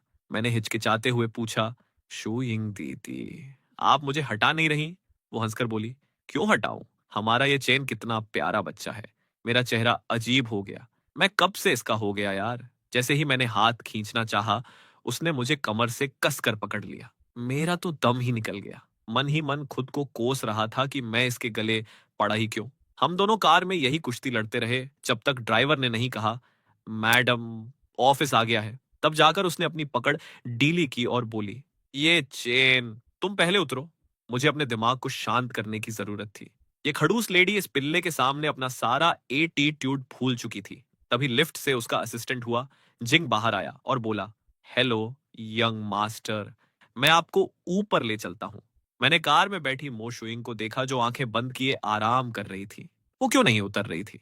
हुआ जिंग ने मेरे मन की बात भांपते हुए कहा, मैडम को कुछ जरूरी काम निपटाना है। कृपया थोड़ी देर के लिए मेरे साथ वेटिंग रूम में चलिए। मैंने मन ही मन भड़ास निकाली। उस शक्ल से कहीं से भी लग रहा था कि वो काम संभाल रही है। शूटिंग अपनी मनमर्जी चलाते हुए मुझे सीधे सीईओ के ऑफिस ले गई। सीईओ मो शुइंग का मुझ पर सीक्रेट क्रश था। यह बात जानने वाले गिने चुने लोगों में से एक मैं था। मैं महल के न जाने कितने गहरे राज दबाए बैठा था। पहले जब मेरी बड़ी बहन सुयू मुझे अपने साथ अक्सर लाती थी, तो सीईओ मो शुइंग हमेशा पीछे पीछे आने का कोई न कोई बहाना ढूंढ लेती थी और काम धाम छोड़कर बस चुपके से मुझे ही ताड़ती रहती थी। तुम हमेशा मुझे परेशान करने के लिए इस तरह क्यों आ जाती हो? कसम से दिमाग का दही हो जाता है। कुछ दिन पहले एक पार्टी में सीईओ मो शुइंग ने फिर से साथ चलने का बहाना ढूंढ लिया। एक अमीर खानदान की लड़की मेरे पास आकर बात करने ही वाली थी कि मो शुइंग के आदमियों ने उसे तुरंत घसीटकर बाहर फेंक दिया। इस कांड ने सच में लोगों को हमारे बीच लव स्टोरी की खिचड़ी पकाने पर मजबूर कर दिया। शूटिंग अपनी यादों से बाहर आई। छोटे मालिक, कृपया यहां बैठिए और इंतजार कीजिए। अगर आपको कुछ खाना पीना हो तो बस बताइए, मैं सेक्रेटरी से मंगवा दूंगी। कोई जरूरत नहीं है। मैं बड़े से कांच वाले झरोखे के पास गया और नीचे के नजारे को देखने लगा। अरे रुको, कुछ गड़बड़ है। मैं यहाँ क्या कर रहा हूँ? क्या मुझे मो शुइंग के पीछे उसकी परछाई बनकर नहीं घूमना चाहिए था? असिस्टेंट शू, जरा रुको। शूटिंग रुकी और मेरी तरफ मुड़ी। छोटे मालिक, क्या कुछ और चाहिए? मुझे लगा कि पहले मो शुइंग का शेड्यूल साफ कर लेना चाहिए। क्या उसे बाद में कोई काम है? शूटिंग थोड़ा हिचकिचाई, फिर उसने सच बताने का फैसला किया। सीईओ मो शुइंग की असल में 20 मिनट में एक मीटिंग है। कौन से मीटिंग रूम में? मुझे वहां ले चलो, मैं देखना चाहता हूँ। शूटिंग ने मन ही मन सोचा, छोटे मालिक शायद सीईओ मो शुइंग के बारे में और जानना चाहते हैं। बिना एक भी शब्द बोले वो मुझे सीधे मीटिंग रूम की तरफ ले गई। जब मो शुइंग ऊपर आई तो शूटिंग पहले से ही लिफ्ट के दरवाजे पर उसका इंतजार कर रही थी। सब लोग आ चुके थे। जैसे ही सीईओ आई, मीटिंग तुरंत शुरू हो सकती थी। सीईओ मो शुइंग, आप लेट हैं। मो शुइंग ने अपना मुंह खोलते ही सबसे पहले मेरे ठिकाने के बारे में पूछा। सू चेन कहाँ है? आपके ऑफिस में है मैम। मो शुइंग तुरंत ऑफिस की तरफ बढ़ने लगी। साला, एक मीटिंग की औकात मेरे जैसे मासूम आशिक के सामने क्या ही होगी। शूटिंग ने पीठ पीछे मन ही मन ताना मारा। बंदी फिर से एक लड़के के चक्कर में अंधी हो गई है। अपने खानदान की कंपनी छोड़कर मीटिंग से भाग रही है। शूटिंग ने एक पैंतरा चला और बोली, अभी मैंने छोटे मालिक को देखा। वो थोड़े थके हुए लग रहे थे। शायद अब भी आराम कर रहे हैं। यह सुनते ही मो शुइंग के कदम तुरंत रुक गए। उसने बस एक सेकंड के लिए संकोच किया और वापस मीटिंग रूम की तरफ मुड़ गई। चलो अभी के लिए वो अपने इस दीवाने आशिक के आराम में खलल नहीं डालेगी। शूटिंग मन ही मन अपनी पीठ थपथपा रही थी कि मैं सच में जीनियस हूं। सिचुएशन को कंट्रोल करना तो मेरे बाएं हाथ का खेल है। जब मीटिंग अपने सबसे सीरियस मोड पर थी, मैंने बिना किसी नोटिस के सीधे दरवाजा खोला और अंदर घुस गया। पूरे कमरे की घूरती हुई निगाहों का स्वागत करते हुए मैं मुस्कुराया और आगे बढ़ा। इतनी लंबी मीटिंग चल रही है, सब प्यासे हो गए होंगे ना? सीईओ मोशुइंग की तरफ से आप सबके लिए ड्रिंक्स। मैं ठंडी ड्रिंक्स के बैग्स बाहर लाया और कमरे में बैठे लोगों को एक एक करके बांटने लगा। सब लोग पागलों की तरह मो शुइंग का मुंह देखने लगे। मो शुइंग ने एक कातिलाना और आलसी लुक के साथ अपनी चमचमाती आंखों से मुझे प्यार से देखा। मैंने बड़े मक्खनबाजी वाले अंदाज में एक फ्रूट टी का कप उठाया और उसकी टेबल के सामने रख दिया। सीओ मोशुइंग, मौसम बहुत ही उमस भरा है। जरा ये ठंडी फ्रूट टी पीकर अपना कलेजा ठंडा कीजिए। मैंने मन ही मन उम्मीद लगाई। जल्दी से गुस्सा हो जाओ, मुझे गालियां सुनाओ और धक्के मारकर बाहर निकालो। मो शुइंग ने मेरे चेहरे के सारे चालाकी भरे एक्सप्रेशंस को ताड़ लिया। उसने शांति से टेबल से फ्रूट टी का कप उठाया और एक चुस्की ली। बहुत स्वादिष्ट है। पूरे कमरे के लोगों के चेहरे पर अचानक से हड़कंप मच गया। हे भगवान! सीईओ मो शुइंग गुस्सा होना तो दूर, मुस्कुराते हुए चाय की चुस्कियां ले रही थी। सबने एक दूसरे को देखा, चुपचाप टेबल से अपनी ड्रिंक्स उठाई और मजे लेने लगे। इस तपती गर्मी में सुचेन ने आप सबको कोल्ड ड्रिंक्स पिलाने की कृपा की है। क्या आप लोग कुछ नहीं कहेंगे? पूरी भीड़ एक सुर में चिल्लाई। थैंक यू सुचेन, ट्रीट के लिए। मेरी त्योरियां चढ़ गईं। साला ये स्टोरी लाइन तो बिल्कुल गलत जा रही है। तो फिर आप लोग अपनी मीटिंग जारी रखिए, मैं चलता हूं और आपको ज्यादा डिस्टर्ब नहीं करूंगा। यह कहकर मैं चुपचाप मीटिंग रूम से बाहर निकल गया। मो शोइंग ने मुझे जाते हुए देखा। फिर उसने उन अनजान एग्जीक्यूटिव्स की तरफ रुख किया जो अभी भी मेरी लाई हुई ड्रिंक्स को मजे से सुड़क रहे थे, और भारी जलन के साथ पूछा, क्या यह स्वादिष्ट है? सबने बिना कोई खतरा भांपे तारीफों के पुल बांधना शुरू कर दिए। बहुत टेस्टी है, एकदम लाजवाब। मो शुइंग की ठंडी निगाहें चारों तरफ घूमी। तब जाकर उन गधों को समझ आया और उन्होंने तुरंत अपने शब्द बदले, बिल्कुल बकवास है। मो शुइंग का चेहरा और भी भयानक हो गया और सबने तुरंत अपना मुंह बंद कर लिया। किसी की चूं तक करने की हिम्मत नहीं हुई। मीटिंग के दौरान ड्रिंक्स पीने के जुर्म में इस महीने का सारा बोनस जब्त किया जाता है। सबको लगा जैसे उनकी जान ही निकल गई हो। पास खड़ी शूटिंग ने सीधे सारे ड्रिंक्स के कप जब्त कर लिए। यह पहली बार था जब सीईओ मो शुइंग को सू चेन से कोई गिफ्ट मिला था। इस फालतू भीड़ की हिम्मत कैसे हुई उसमें से हिस्सा बांटने की? साले मौत को दावत दे रहे थे। सब बेहद दुखी थे। बोनस भी गया और ड्रिंक्स भी हाथ से उड़ गई। मैं वापस ऑफिस आया और मो शुइंग की आलीशान लेदर चेयर पर फैल गया। ये औरत सच में कमाल की शांत है। चेहरे पर शिकन तक नहीं आती। कोई ताज्जुब नहीं कि मो परिवार हमारे सुपरिवार से थोड़ा बेहतर तरक्की कर रहा है। मेरी बहन तो इसके सामने बिल्कुल फिसड्डी है। उसका लवर जैसे ही दूर जाता है, वो तुरंत उसे रोकने के लिए पीछे भाग पड़ती है। एकदम पक्की आशिक की किताबी डेफिनेशन। वैसे क्या मो शुइंग के सपनों में सच में कोई राजकुमार है? जैसे ही मो शुइंग मीटिंग रूम से बाहर निकली, उसके फोन पर एक के बाद एक कई मैसेज आए। सु परिवार का छोटा मालिक हर जगह घूम घूम कर पूछ रहा है कि क्या आपके सपनों में कोई है। उसने दरवाजा खोला और अंदर आई।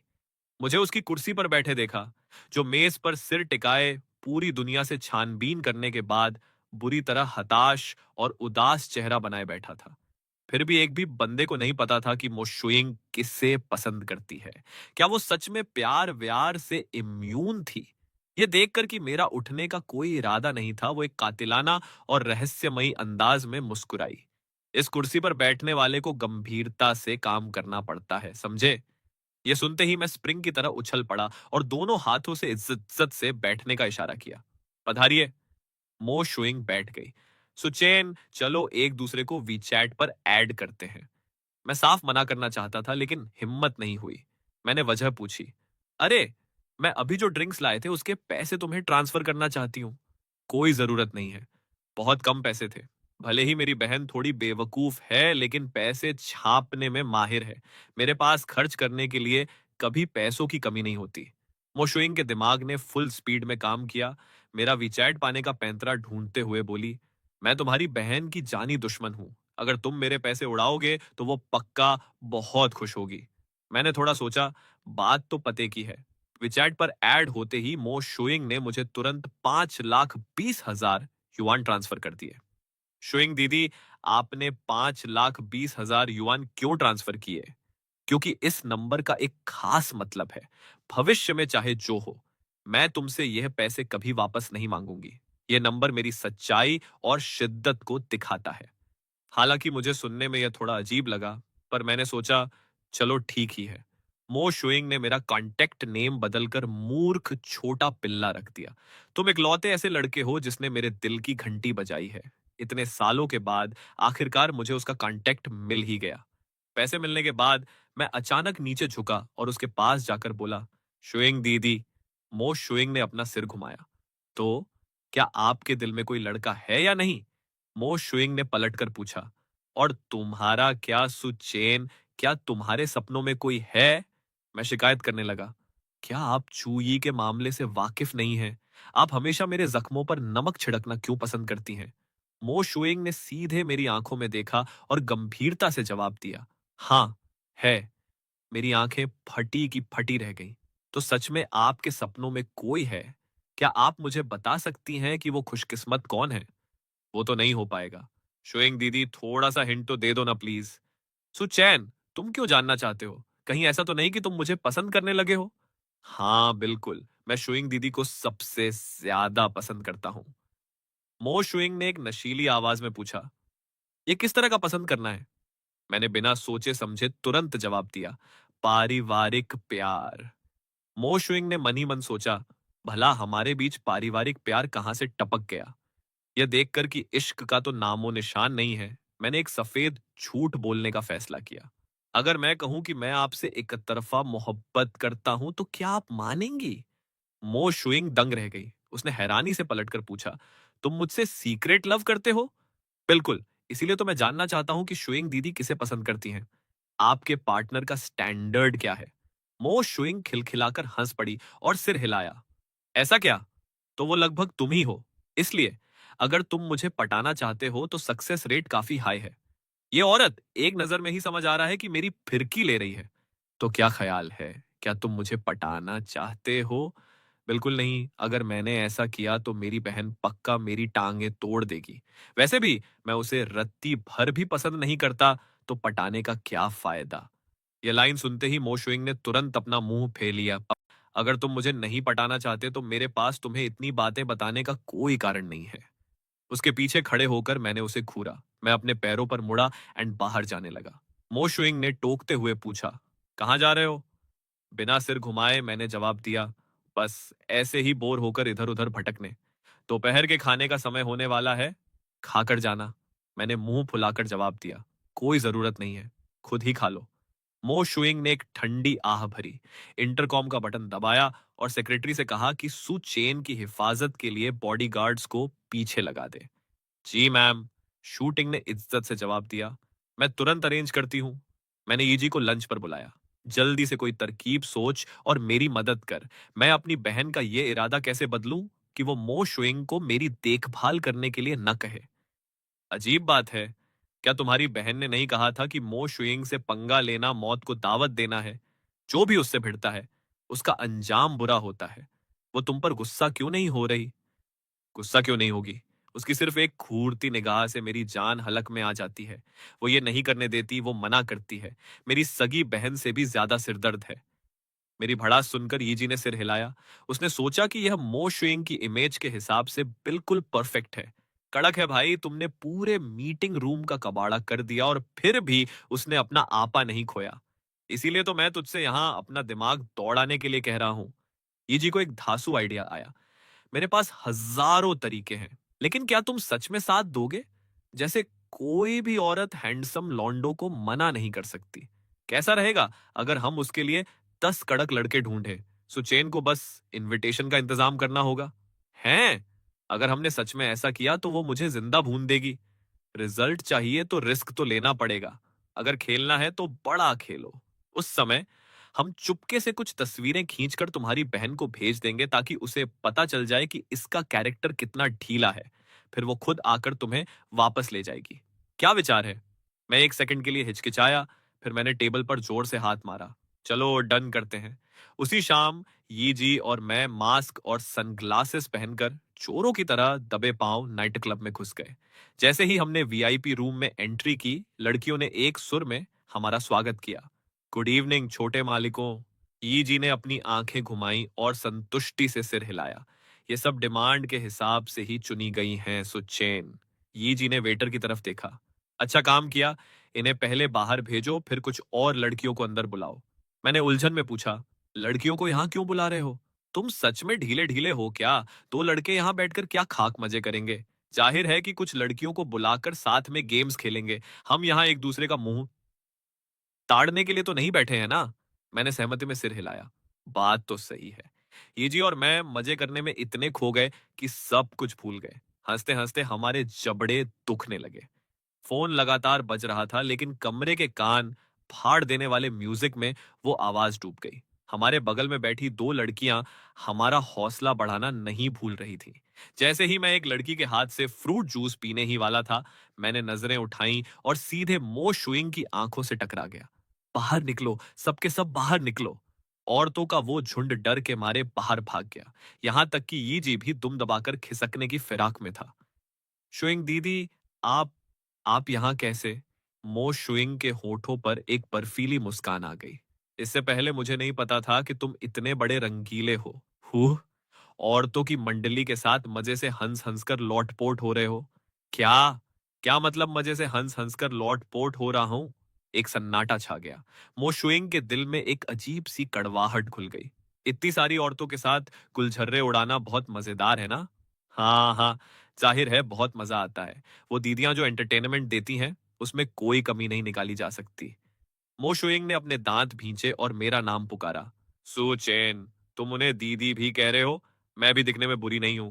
तो ये मूर्ख छोटा पिल्ला मेरे साथ क्यों नहीं खेलना चाहता? मो शुइंग मन ही मन चीख रही थी। मुझे लगा जैसे मो शुइंग अभी टूट कर बिखर जाएगी। इसलिए मैंने तमीज से पूछा, अच्छा, कैसा रहेगा अगर अगली बार मैं आपको भी खेलने के लिए बुला लूं? सो चैन, तुम ये क्या नौटंकी कर रहे हो? मैंने एक मासूम चेहरा बनाकर उसकी तरफ देखा। क्या आज तुम मुझे जान से मारने का इरादा रखते हो? क्या मैंने कुछ गलत किया? क्या आपके लिए कुछ हैंडसम लड़के बुला दूं खेलने के लिए? तुमने अभी क्या कहा? हैंडसम लड़के यही हैं, एकदम तैयार, सेवा में कभी भी हाजिर। मो शुइंग की आंखों में एक पल के लिए हैरानी कौंध गई। क्या तुम लोग सच में सिर्फ गेम्स खेल रहे थे? मैंने नासमझी में अपनी पलकें झपकाई। वरना और क्या खाक कर रहे होते? मो शुइंग ने फिर भी अपनी आवाज ऊंची की। तो फिर वो तुम्हें ड्रिंक क्यों पिला रही थी? मैंने थोड़ी देर याद किया। मुझे प्यास लगी थी, तो क्या मैं फ्रूट जूस की एक चुस्की भी नहीं ले सकता? मेरी साफ आंखों को देखकर मो शुइंग थोड़ी झेप गई और गुस्से में बोली, तुम इस नाइट क्लब में सिर्फ गेम्स खेलने और फ्रूट जूस पीने आए थे? अरे, क्या इसकी भी मनाही है? बिल्कुल मनाही है। अगर तुम दोबारा यहां आने की हिम्मत की, तो मैं तुम्हारी बहन की तरफ से तुम्हारी सुताई कर दूंगी। तय हुआ था कि रात 8 बजे तक घर आना है। जरा देखो क्या टाइम हो रहा है। मैंने चुपके से अपनी घड़ी देखी। 9 बज रहे थे। मो शुइंग ने ताना मारा, चलो कम से कम टाइम तो पता है तुम्हें। मैं वापस नहीं जा रहा। तुम मुझे पागल करके छोड़ोगे। मेरा यह कहना था कि मो शुइंग इतने गुस्से में आ गई कि उसने मेरा हाथ पकड़ा, खड़ी हुई और सीधे कमरे से बाहर खींचने लगी। जैसे ही मैं खुद को छुड़ाने वाला था, उसकी नशीली आवाज गूंजी, मुझे तुम्हें उठवाकर घर ले जाने में कोई परहेज नहीं है। डायन औरत, हद से ज्यादा दुष्ट औरत।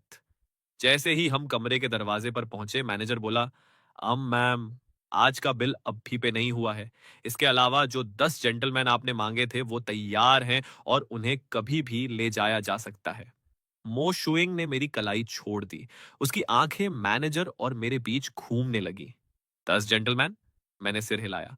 मैंने आपके साथ घर पर गेम्स खेलने के लिए 10 हैंडसम लड़के बुलाए थे। मो शुइंग के होठों पर एक हल्की सी मुस्कान आ गई। सुना है तुमने इन्हें मेरे लिए बुलाया था? बिल्कुल, एक से बढ़कर एक कड़क और हैंडसम हैं। मो शुइंग तुरंत मेरा इरादा ताड़ गई। मेरे चेहरे पर लिखी साफ चालाकी को देखकर उसने बाहर वालों के सामने मेरी इज्जत इज्जत बचाने का फैसला किया और उन आदमियों को दफा हो जाने के लिए कहा। रही बात बिल की, तो इसे मेरे अकाउंट में डाल दो। जी मैम। मो शुइंग ने फिर से मेरा हाथ पकड़ा और खींचने लगी। तुम्हारी बहन को गए अभी कुछ ही दिन हुए हैं और तुम इतने आवारा हो गए। तुम्हें लगता है कि मैं तुम्हें संभाल नहीं सकती? तुम्हारी इतनी हिम्मत कि मेरे लिए लड़के आर्डर कर रहे हो। बहुत बढ़िया। मैं रत्ती भर भी नहीं डरा। अगर आपने मुझे सुधारने की कोशिश की तो मैं दीदी से शिकायत कर दूंगा। दरवाजे के पास दुबका बैठा ये जी मेरी सलामती को लेकर परेशान था। मुझे इतनी शराफत से जाते हुए देखकर उसने सोचा, ये क्या बकवास है? ये कौन सा सीन चल रहा है? उसने तुरंत अपना फोन निकाला और कुछ सीक्रेट फोटो खींच ली। फोटो खींचने के बाद वो खुद ही तारीफ करने लगा। मजाक से हटकर ये दोनों एक साथ खड़े काफी कड़क लग रहे हैं। मोशुइंग का फिगर तो सच में कयामत है। मैं मोशुइंग के पीछे पीछे उसकी मेबैक कार में बैठ गया। मोशुइंग बोली, घर नहीं जाना चाहते? चलो तुम्हारी बहन को फोन लगाती हूँ। कार के दरवाजे लॉक हो गए और उसने सुयू को कॉल करने के लिए फोन निकाला। तुम्हारा भाई घर आने से मना कर रहा है और उसने यहाँ लड़कियों की मंडली जमा कर रखी थी। फोन की दूसरी तरफ एक सेकंड के लिए सन्नाटा छा गया और फिर डांट की बौछार शुरू हो गई। मैंने अपने कान बंद कर लिए जैसे मुझे कुछ सुनाई ही ना दे रहा हो। मो शुइंग जानबूझकर फोन मेरे कान के पास ले आई।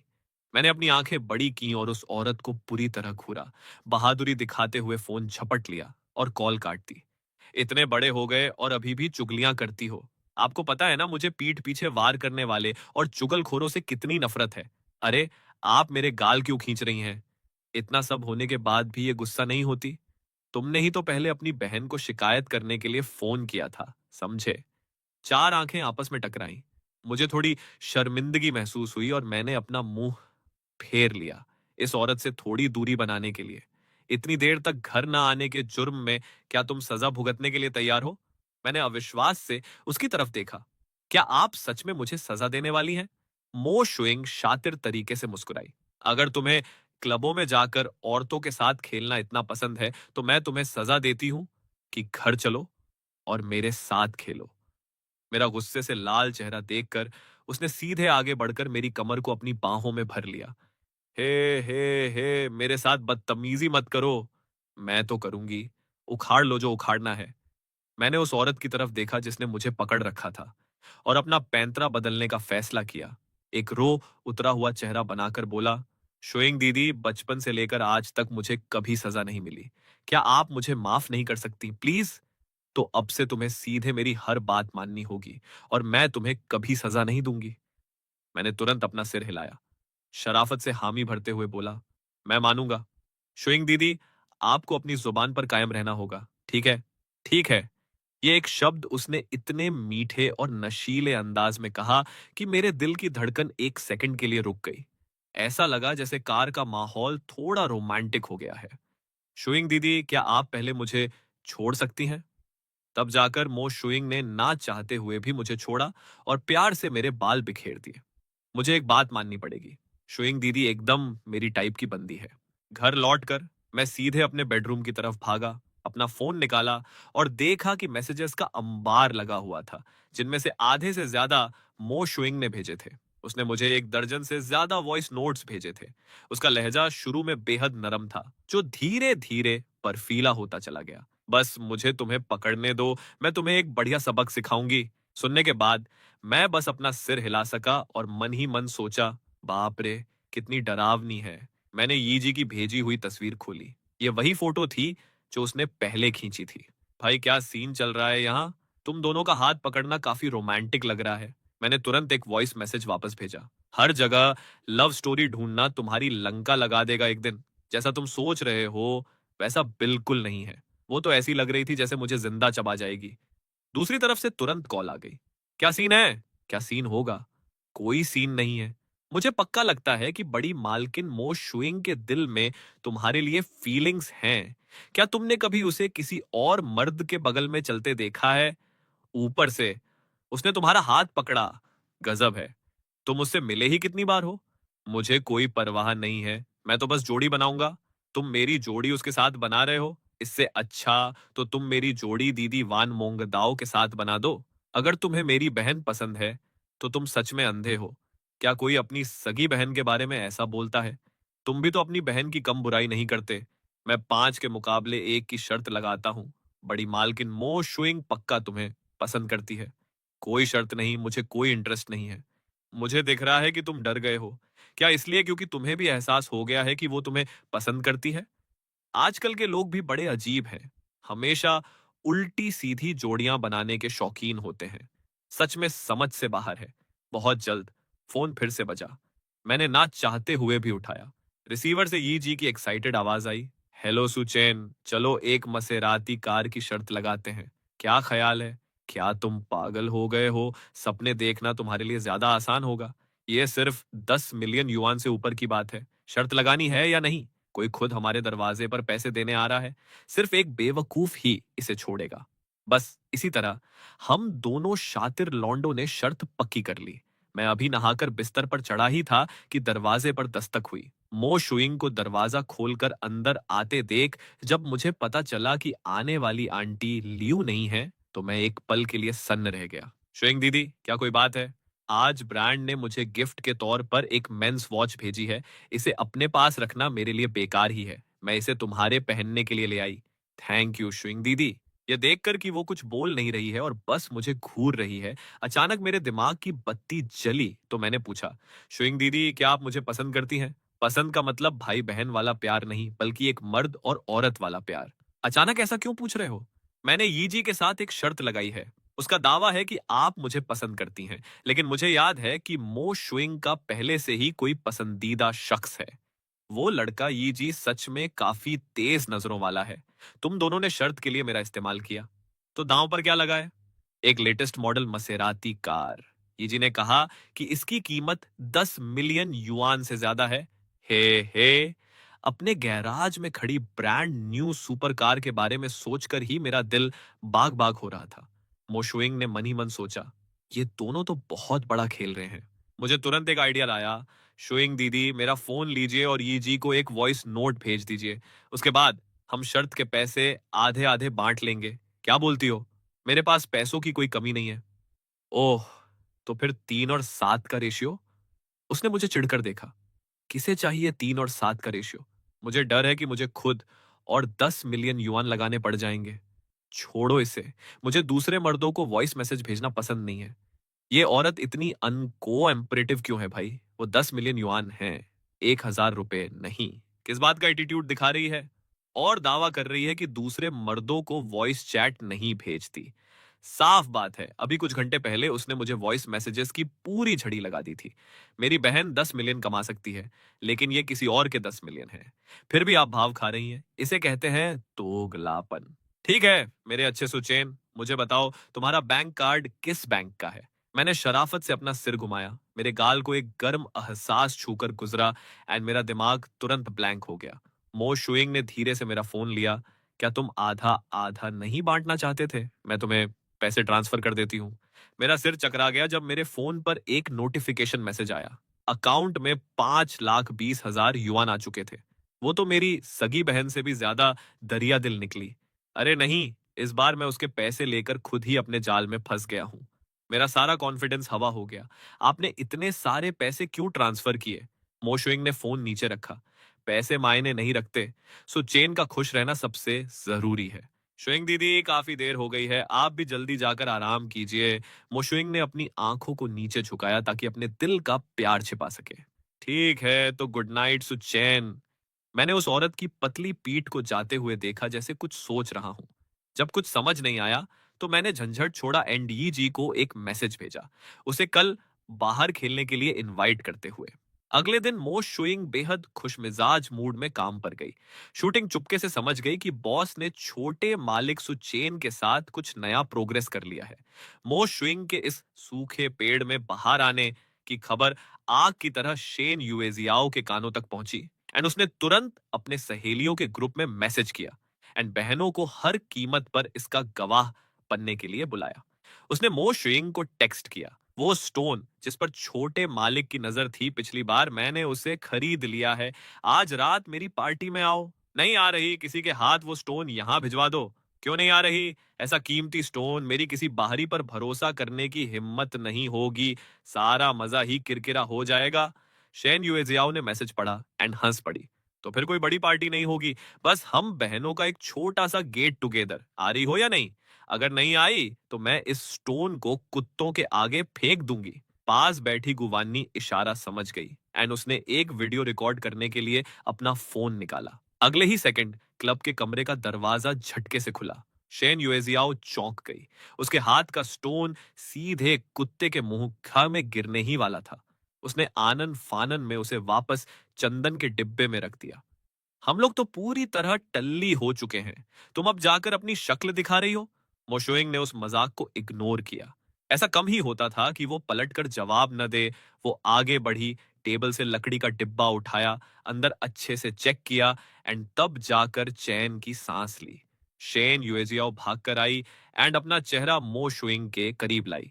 वाह, चेहरे पर आई ये बहार सच में गहरी मोहब्बत एंड भारी दीवानगी बयां कर रही है। तरक्की कर गई लड़की। मो शुइंग ने अपनी सहेली की परवाह नहीं की। उसकी नजर सिर्फ वान मोंगदाओ पर थी। ये यहाँ क्या कर रही है? कुवानी एंड शेन युएजियाओ ने एक साथ अपना सिर हिलाया। वान मोंगदाओ मेरी बहन सू यू की सहेली थी। नॉर्मली वो उनकी महफिलों में कभी शामिल नहीं होती थी। इस समय फू किंगयान बोली, वो मेरे पीछे पीछे आई है, कह रही थी कि उसे तुमसे कुछ जरूरी बात करनी है। वान मोंगदाओ सीधे मो शुइंग के बगल में बैठ गई। मेरे भाई ने मुझे तुम्हें यह दिखाने के लिए कहा था। मो शुइंग ने फोन की स्क्रीन पर देखा। ये एक वीडियो क्लिप थी जिसमें मैं एक सुपरकार से नीचे उतर रहा था एंड तुरंत कई लड़कियों ने मुझे घेर कर मेरा कांटेक्ट नंबर मांगना शुरू कर दिया था। मो शुइंग की त्योरियां थोड़ी चढ़ गईं। ये लड़कियां सच में आंखों में खटक रही हैं। मेरा मन करता है कि मैं इस मूर्ख छोटे पिल्ले को छुपा कर रख दूं। वान मोंगदाओ जवाब जानने के लिए बेताब थी। मेरा भाई एंड ये जी शर्त लगा रहे हैं। आखिरी बार पूछ रही हूं, तुम सू चेन को पसंद करती हो या नहीं? वो 10 मिलियन युआन से ज्यादा की शर्त है, कोई छोटी मोटी रकम नहीं है। यह सुनकर बगल में बैठी तीनों लड़कियां अपनी हंसी नहीं रोक पाई। मोशुएंग ने अपने होठों को सिकोड़ा। तुम सिर्फ यही पूछने आई थी? बिल्कुल, वरना मैं बिना वजह क्यों आती? एग्जिट लेफ्ट साइड में है, बेरहम औरत। वान मोंगदाओ खड़ी हुई, फू किंगयान के कान के पास झुककर फुसफुसाई। शॉर्ट में बताओ, क्या वो उसे पसंद करती है या नहीं? फू किंगयान ने अपने कंधे उचकाए। तुम्हें क्या लगता है? वान मोंगदाओ को मजबूरन निराश होकर जाना पड़ा। जो भी हो, मेरा वो छोटा भाई फिर से कहेगा कि मैं एक बेकार बहन हूं। जैसे ही वान मोंगदाओ गई, बाकियों ने मोको शुइंग को चिढ़ाना जारी रखा। सुना है सुयू ने अपने भाई को तुम्हारी हिफाजत के लिए भेजा है। वो क्या सोच रही थी? यह तो बिल्ली के मुंह में मलाई देने जैसा है ना। नजदीकी का पूरा फायदा उठाओ। तुम्हें जल्दी करनी चाहिए। एक पति खुद तुम्हारे घर चलकर आया है। बस पहले हमला करो एंड जीत जाओ। मो शुइंग ने उन्हें घूरा। जवाब देने की जहमत नहीं उठाई। यह सुनकर शेन युएजियाओ सीधे बोली, क्या तुम्हें डर नहीं लगता कि वो तुम्हारी गर्दन पर चाकू रख देगी? मेरा मतलब उन नजदीकी बाहों में भरने एंड किस करने वाले एक्शन से है। तुम लोग मुझे इतना बुरा क्यों समझते हो? एंड इस तरह वो मंडली मजे से गप्पे लड़ाने लगी। मो शुइंग को उकसाने के पैंतरे बताने लगी कि सु यू के विदेश में होने का फायदा उठाए एंड उसके भाई को तुरंत उड़ा ले जाए। घर लौटकर मेरे फोन पर एक अनजान नंबर से कॉल आई। मुझे नहीं पता था कि कौन है, इसलिए मैंने नहीं उठाया। एक पल बाद फोन फिर से बजा। मैंने उलझन भरे चेहरे के साथ फोन उठाया। इससे पहले कि मैं कुछ बोल पाता, एक लड़की की आवाज गूंजी। क्या ये छोटे मालिक सुचैन है? मैं मो शुइंग की दोस्त बोल रही हूँ। शुइंग पूरी तरह टल्ली हो चुकी है, क्या आप उसे लेने आ सकते हैं? मैं एड्रेस भेज रही हूँ। इतना कहकर शेन युएजियाओ ने झटके से फोन काट दिया। क्लब में गुवानी ने शेन युएजियाओ के इस ड्रामे पर अपना सिर हिलाया। तुम सच में कार्टून हो, शेन युएजियाओ। सु चेन तो शुइंग को पसंद भी नहीं करता, वो भला क्यों आएगा? यह सुनकर मो शुइंग ने शराब का एक बड़ा घूंट भरा, अपने दिल की निराशा को छिपाते हुए। शेन युएजियाओ ने गुवानी को कोहनी मारी। अगर पता ना हो तो कम बोला करो। 10 मिनट बाद फैमिली ड्राइवर का फोन आया। मैम, मैं आपको पिक करने के लिए क्लब के रास्ते में हूं। देखा, मैंने कहा था ना, पक्का कोई जबरदस्त सीन होने वाला है। अगला काम जो तुम्हें करना है वो है खुद आगे बढ़कर अटैक करना। जल्दी या देर से वो तुम्हारे पल्लू के नीचे आ ही जाएगा। मो शुइंग ने खुद का ब्रेन वॉश करना शुरू कर दिया। बात तो सही है, वो मूर्ख पिल्ला मुझे पिक करने के लिए इतनी दूर आने को तैयार हो गया। पक्का उसके दिल में भी मेरे लिए फीलिंग्स होंगी। मैं ना चाहते हुए भी क्लब के गेट के सामने कार से नीचे उतरा। आखिरकार वो मेरी देखभाल कर रही है या मैं उसकी गुलामी कर रहा हूं? कसम से यार, अभी अभी उसके पैसे लिए हैं तो मैं अपना मुंह नहीं मोड़ सकता। इसीलिए कहते हैं कि एहसान तले दबा मुंह हमेशा बंद रहता है। एड्रेस के हिसाब से कमरा ढूंढकर मैंने दरवाजा खोला। कमरे में लड़कियों की मंडली को शराब पीते देखकर मैं हैरान रह गया। सबने एक साथ मेरी तरफ देखा। मैं तेजी से मोश शुइंग की तरफ बढ़ा। मेरी नजरें टेबल पर पड़ी, विस्की की खाली बोतलों पर गईं। शुइंग दीदी, आपने इतनी ज्यादा क्यों पी ली? शेन युएजियाओ फू किंगयान के कान के पास झुकी एंड मेरी नकल उतारते हुए बोली, शुइंग दीदी। मोश शुइंग की आधी खुली, नशे में धुत आंखों ने मुझे बड़े दीवानेपन से देखा। सुचैन, तुम आ गए, चलो गले लगो।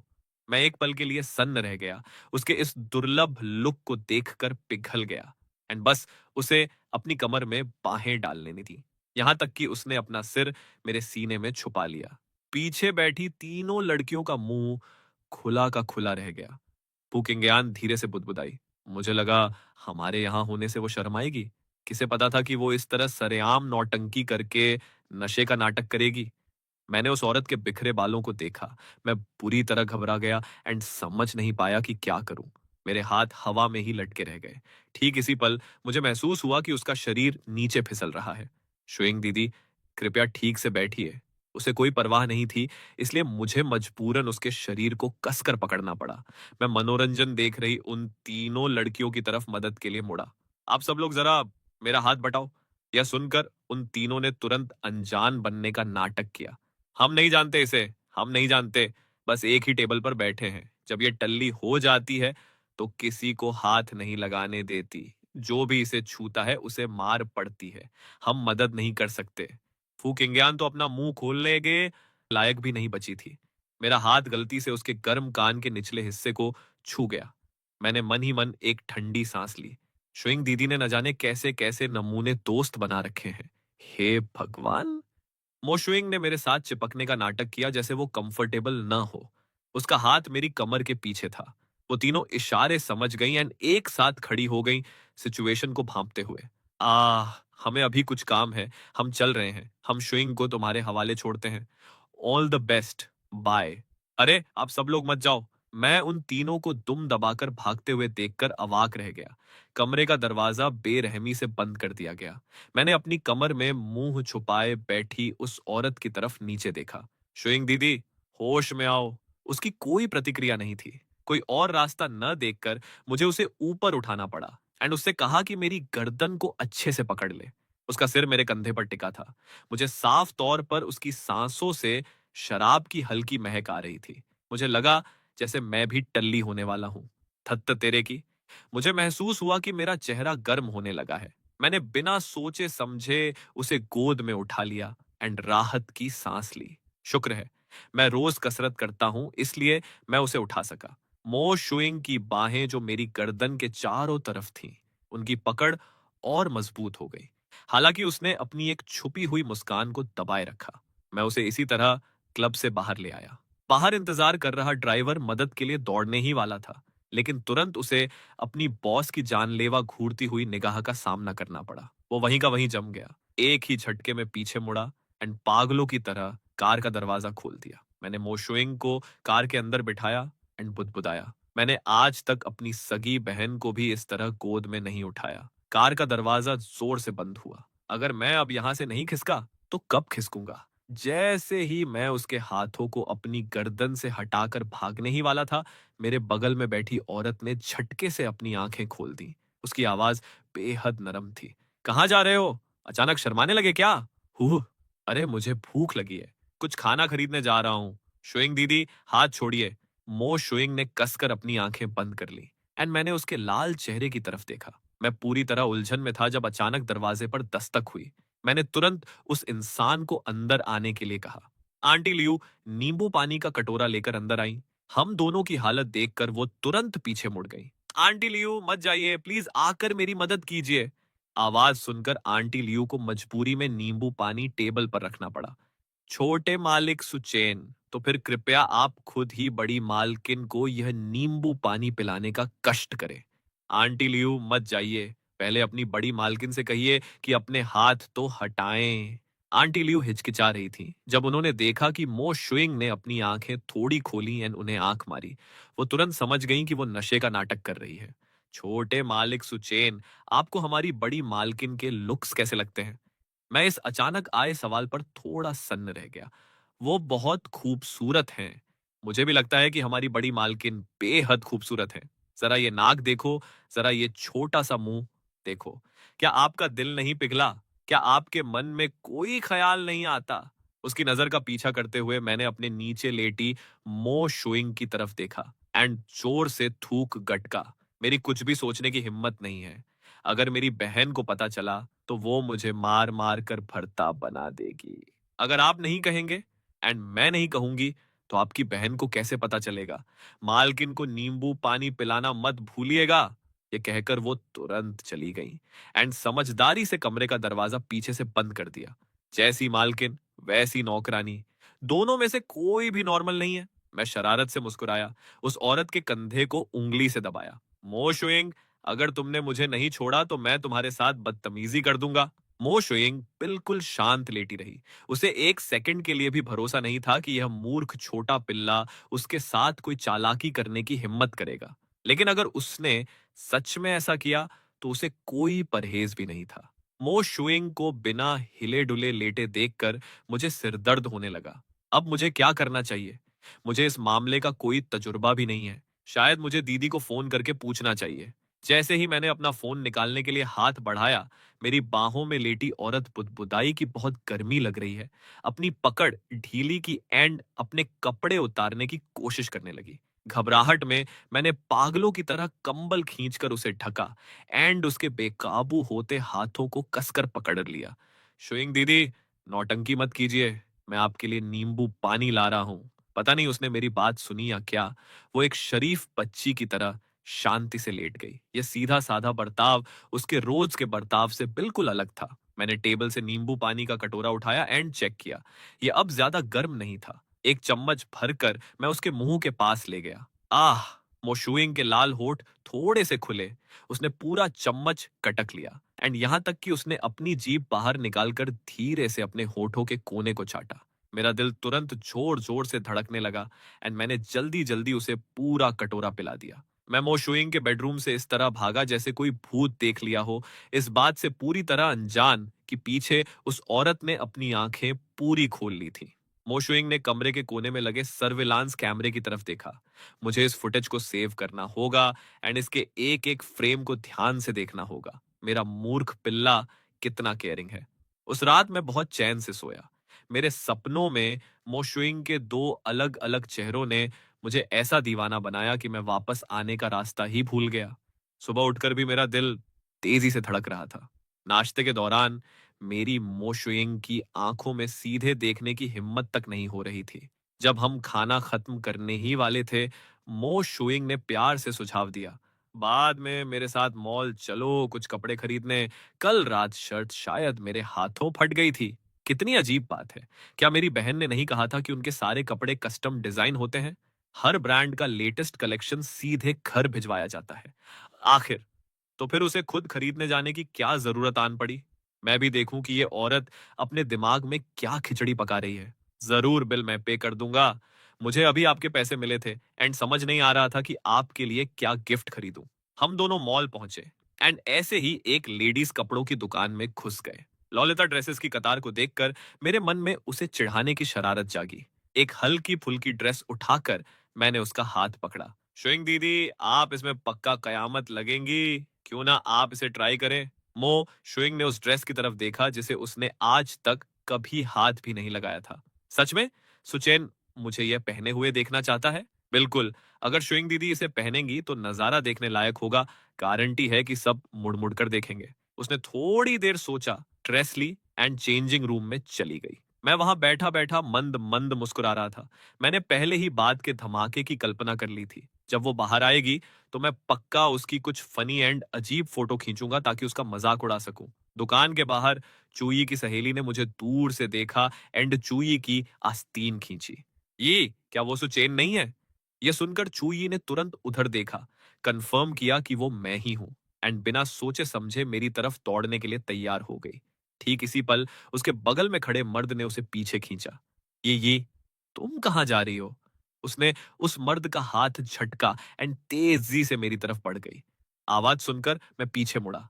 छू, ये साला किस्मत ही खराब है कि यहाँ बाहर भी इससे सामना हो गया।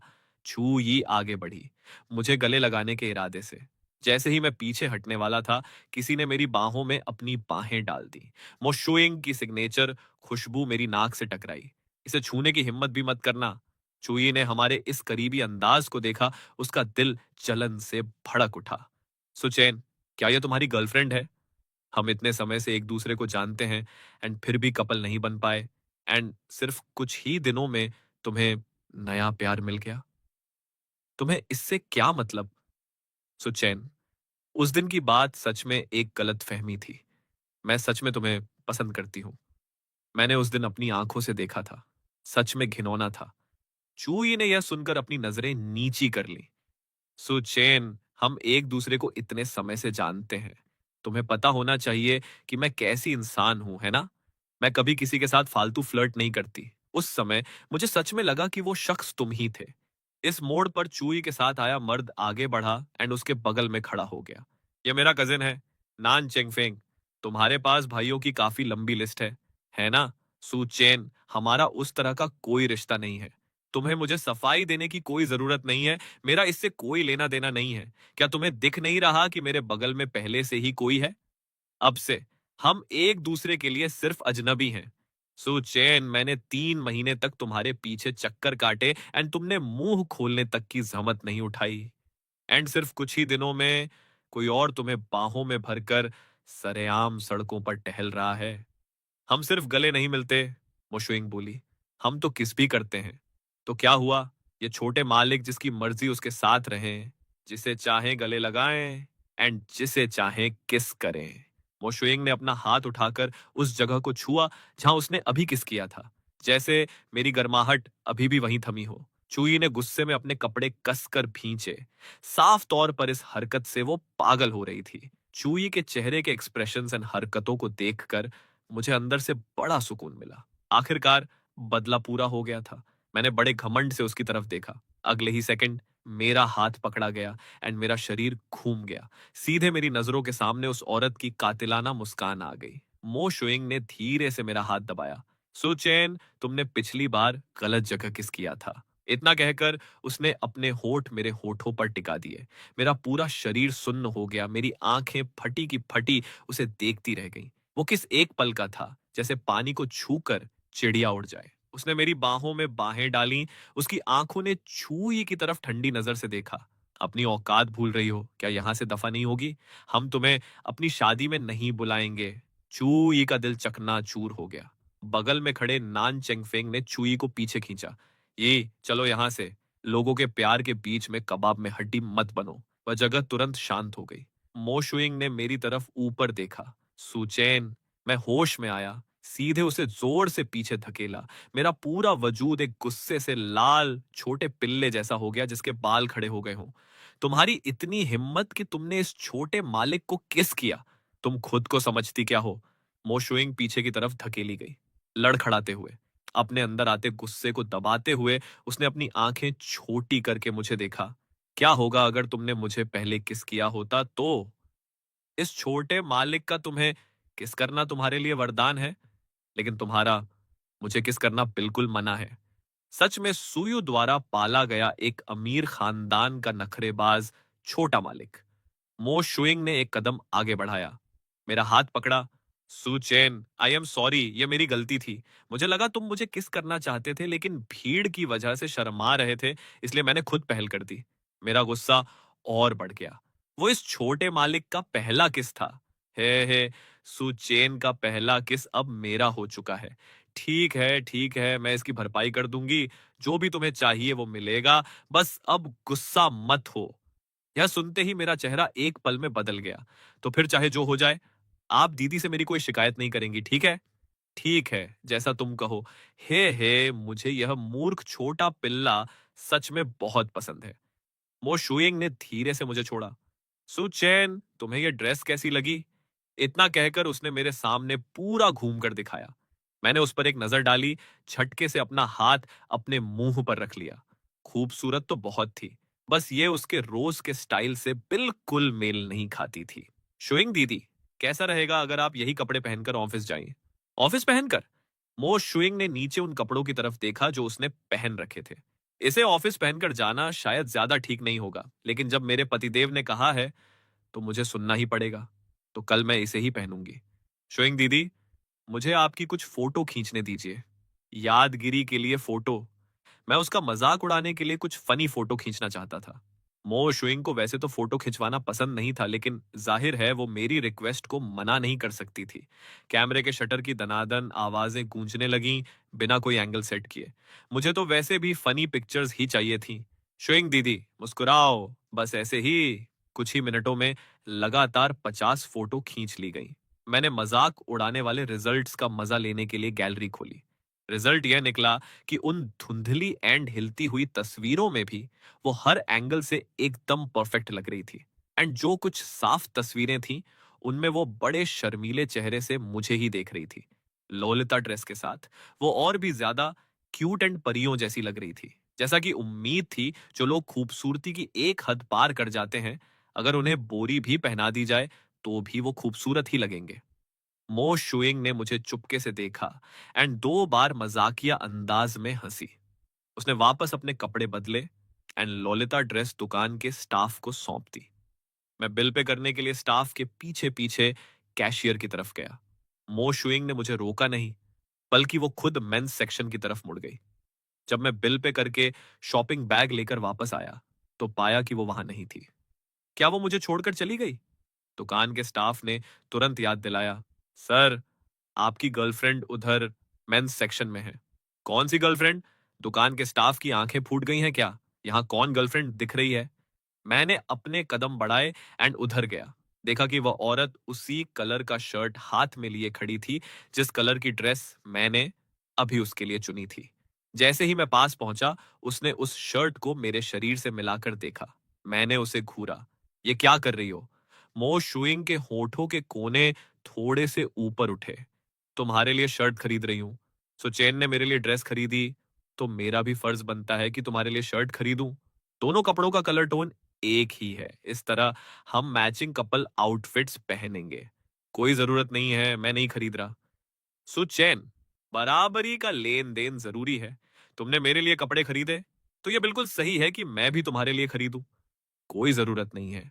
आप मुझे पहले ही बहुत सारी चीजें दे चुकी हैं। मुझे यहाँ आए हुए सिर्फ कुछ ही दिन हुए थे, फिर भी वो पैसे ट्रांसफर करने से लेकर लग्जरी घड़ियां गिफ्ट करने एंड यहाँ तक कि कीमती स्टोन्स देने तक आ गई थी। अब वो मेरे लिए कपड़े खरीदने का प्लान बना रही थी। गिफ्ट देने की ये स्पीड तो मेरे पेरेंट्स से भी तेज थी। क्या आपके पास बहुत ज्यादा पैसा है जिसे ठिकाने लगाने की जगह नहीं मिल रही? मो शुइंग ने शर्ट कर्मचारी को सौंप दी एंड अपना फोन निकाला, बिल पे करने की तैयारी करते हुए। शुइंग दीदी, शुइंग दीदी, क्या आप सच में हद से ज्यादा अमीर हैं, है ना? मो शुइंग ने खुशी खुशी मेरे हाथ की तरफ देखा। तुम्हारी बहन ने कहा था मुझे तुम्हारा अच्छे से ख्याल रखने के लिए। जब मैंने जिम्मेदारी ली है तो मुझे इसे अच्छे से निभाना होगा। मैं तुम्हारे लिए पैसे खर्च करने को तैयार हूं। ये ठीक है। हैंडसम भाई, कपल्स का एक दूसरे को गिफ्ट देना बहुत नॉर्मल है। ये बड़ी दीदी आपसे बहुत प्यार करती है। अगर आप राजी नहीं हुए तो आपकी गर्लफ्रेंड उदास हो जाएगी। रुको, तुम्हारी आंखें कहाँ बटन बनी थी जो तुमने उसे और मुझे एक शादीशुदा जोड़ा समझ लिया? मैंने झटके से मो शुइंग का फोन छीन लिया। ठीक है सुचेन, देखो, क्या कोई और चीज पसंद है तुम्हें? थोड़ी ही दूरी पर उन तीनों सहेलियों ने यह सब लाइव देखा। कोई फायदा नहीं है, छोड़ दो। सुपरिवार का वो बड़ा नवाब इतनी आसानी से हाथ आने वाला नहीं है। जब भी वो मिलता है उसका वही घमंडी एंड बेकाबू अंदाज होता है। पिछली बार पक्का मैं उसे बहुत मिस कर रही थी, इसलिए मैंने लियू चेंगयांग को गलती से सु चेन समझ लिया, वरना हम दोनों कब के कपल बन चुके होते। मैं इतनी आसानी से सुचेन को किसी और के हवाले करने को तैयार नहीं हूं। बिल पे करने के बाद अपनी बेस्ट फ्रेंड के मैसेजेस देखते हुए मैं शुइंग दीदी की तरफ मुड़ा। क्या अब आपको वापस कंपनी काम पर नहीं जाना चाहिए? मो शुइंग ने अपनी घड़ी देखी। 11:30 बज रहे हैं। लंच का टाइम हो चुका है। कोई जल्दी नहीं है। मैंने पहले से ही एक रेस्टोरेंट बुक कर रखा है। आज दोपहर हम बाहर ही खाना खाएंगे। लेकिन मैंने पहले से ही एक दोस्त के साथ प्लान बना रखा है। जैसे ही मैंने अपनी बात खत्म की, मो शुइंग के होठों की मुस्कान गायब हो गई। काफी देर बाद वो बड़े उतरे हुए मन से बोली, मुझे साथ ले जाने का कोई इरादा नहीं है। मैंने तमीज से मना किया। मेन बात यह है कि आप दोनों एक दूसरे को नहीं जानते। मुझे डर है कि माहौल बहुत अजीब हो जाएगा। कोई बात नहीं, मुझे कोई परवाह नहीं है। उसकी इस ठीठ बात को सुनकर मुझे मजबूरन अपने बेस्ट फ्रेंड को बीच रास्ते में छोड़ना पड़ा एंड उसके साथ एक आलीशान वेस्टर्न रेस्टोरेंट जाना पड़ा। जैसे ही हमने लॉबी में एंट्री की, मेरी नजर कुछ जाने पहचाने चेहरों पर पड़ी। शर्म के मारे मैंने शॉपिंग बैग से अपना पूरा मुंह ढक लिया। मुझे बचाओ! क्या हुआ सुचैन? मैंने अपना सिर हिलाकर इशारा किया कि कुछ नहीं हुआ। इसके तुरंत बाद एक और जाना पहचाना चेहरा मेरी आंखों के सामने आया। मैं मुड़ा एंड सीधे बाहर की तरफ भागा, बिना एक सेकंड भी सोचे। मो शुइंग तुरंत मेरे पीछे भागी। रेस्टोरेंट से काफी बाहर आने के बाद ही मेरी हिम्मत हुई कि मैं शॉपिंग बैग नीचे करूं। शुइंग दीदी, मुझे वेस्टर्न खाना ज्यादा पसंद नहीं है। क्यों ना हम किसी दूसरे रेस्टोरेंट में चलें? उसने मेरी पसंद का सम्मान किया। ठीक है। हम एक चाइनीज रेस्टोरेंट में आ गए। ऑर्डर करने के बाद एक एक करके डिशेस टेबल पर आने लगी। उसने झींगे का एक टुकड़ा उठाया एंड मेरे कटोरे में रख दिया। बड़े नेचुरल अंदाज में बातचीत शुरू करते हुए, वैसे मुझे याद है कि वो वेस्टर्न रेस्टोरेंट तो तुम्हारी सबसे पसंदीदा जगहों में से एक है। उस औरत की हरकतों को महसूस करके मेरा हाथ, जो टिश्यू पेपर उठाने ही वाला था, अचानक हवा में जम गया। उसे देखने का नजरिया पहले जैसा मासूम नहीं रहा था। धीरे धीरे खाओ, ध्यान रखना कहीं मुंह न जल जाए। मेरा दिमाग एक पल के लिए पूरी तरह सुन्न हो गया। नहीं, कुछ तो गड़बड़ है। इस औरत की हरकतें हद से ज्यादा अजीब हैं। ये किसी दीदी का अपने छोटे भाई के लिए सादा प्यार तो बिल्कुल नहीं है। क्या ऐसा हो सकता है कि ये औरत मुझे पटाने का प्लान बना रही है? मुझे अपने प्यार में पागल करेगी एंड फिर सुपरिवार से बदला लेने के लिए मुझे बेरहमी से डंप कर देगी? हू, सिर्फ यही एक पॉसिबिलिटी है। मैंने अपने चॉपस्टिक्स जोर से टेबल पर पटक दिए। क्या हुआ? मो शुइंग ने नासमझी से पूछा। बिना एक शब्द बोले मैं खड़ा हुआ, उस औरत को एक तीखी नजर से घूरा एंड मुड़कर चला गया। मो शुइंग वहीं की वहीं जम गई। उसे बिल्कुल समझ नहीं आया कि क्या हुआ। जब तक उसे होश आया और वो दरवाजे की तरफ भागी, मैं गायब हो चुका था। वो इंसान हवा में विलीन हो गया था, जैसे उसे पंख लग गए हों। उसने मेरे फोन पर कॉल किया एंड मैंने तुरंत उसे ब्लैकलिस्ट में डाल दिया। मेरी उंगलियों की स्पीड बयां नहीं की जा सकती। मो शुइंग ने एक ऐसे नंबर से कॉल किया जिसे मैंने पहले कभी नहीं देखा था। सुने सुचेन, मुझे नहीं पता कि मैंने क्या गलती की जिससे तुम गुस्सा हो गए। मैं तुमसे माफी मांगती हूँ। क्या तुम प्लीज अकेले यहाँ वहां भागना बंद करोगे? मेरी त्योरियां थोड़ी चढ़ गईं। मो शुइंग की इस आवाज को क्या हुआ है? मुझे अब और नहीं खाना। घर जाने की तैयारी कर रहा हूँ। मैं कहीं इधर उधर नहीं भागा। जैसे ही मैं टैक्सी से नीचे उतरा, उस औरत की मेबैक कार मेरे ठीक बगल में ब्रेक मारकर रुकी। उसे देखकर मैंने अनजाने में बचने की कोशिश की। मेरी इस हरकत से चिढ़कर मो शुइंग आगे बढ़ी एंड उसने मेरा हाथ कसकर पकड़ लिया। क्या बात है? इतना अच्छा खाना खा रहे थे, तुम अचानक भाग क्यों गए? कुछ नहीं, बस अचानक भूख मर गई। तुम बहुत बदतमीज हो रहे हो। मैं अभी तुम्हारी बहन को फोन लगा रही हूँ। मो शुइंग, आप अपनी जुबान से इस तरह कैसे पलट सकती हैं? उसकी आंखें सुई की तरह ठंडी थीं। दोबारा भागने का प्लान है ना? मैं तुम्हारी रग रग से वाकिफ हूं। सुचेन, तुम्हारी बहन घर पर नहीं है, मुझे तुम्हें काबू में रखना ही होगा। मैंने अपनी उंगली उठाई एंड सीधे उसके मुंह पर चिल्लाया। मुझे यह घर तहस नहस करने पर मजबूर मत करो, समझे? शौक से तहस नहस करो। जब समय आएगा तो हर जाने का बिल सीधे तुम्हारी बहन के ऑफिस की टेबल पर पहुंच जाएगा। मैं गुस्से के मारे आग बबूला हो रहा था, जैसे सिर से धुआं निकल रहा हो। लेकिन मो शुइंग की आंखों में मैं बस एक गुस्से में लाल छोटा पिल्ला था जिसके बाल खड़े थे। उस औरत का यह शांत रवैया देखकर मैं झेंप गया एंड गुस्से से भर गया। मैंने आगे बढ़कर अपना हाथ उसके कंधे पर डाला एंड धीरे से उसके कान में सांस ली। मेरी आवाज बेहद नशीली एंड कातिलाना थी। मैं शातिर तरीके से मुस्कुराया। शुइंग दीदी, क्या आपके मन में मेरे लिए कोई गंदा इरादा है? मो शुइंग का शरीर थोड़ा सा कांपा, लेकिन उसने कुछ नहीं कहा। तो फिर मैं इसे तुम्हारी हाँ समझता हूँ। वो दिल से मुझे बताना चाहती थी कि वो मुझे पसंद करती है, लेकिन उसे डर था कि कहीं मैं डर कर भाग न जाऊं। शिंग दीदी, क्या मैं आपको हैंडसम लगता हूँ? सु चेन सबसे ज्यादा हैंडसम है। तो क्या शुइंग दीदी मुझे पसंद करती हैं? मो शुइंग ने बिना एक सेकंड सोचे तुरंत जवाब दिया। हाँ, करती हूँ। तो क्या शुइंग दीदी प्लीज मेरी बहन से शिकायत करना बंद करेंगी? उसने अपनी आंखें नीची की एंड जवाब दिया, नहीं। मैंने तुरंत उसे छोड़ दिया। मेरा खेल पूरी तरह खत्म हो चुका था। एक सूखे चेहरे के साथ मैंने अपनी पीठ घुमाई एंड ऊपर की तरफ बढ़ गया। मो शुइंग ने मेरी जाती हुई पीठ को देखा, अपना हाथ उठाकर अपने सीने पर दिल की जगह को छुआ। मेरा दिल कितनी तेजी से धड़क रहा है। मैं अपने कमरे में लौटा एंड गुस्से में अपने तकिए पर ताबड़तोड़ घूंसे बरसाने लगा। शुइंग दीदी सच में बहुत बड़ी झूठी हैं।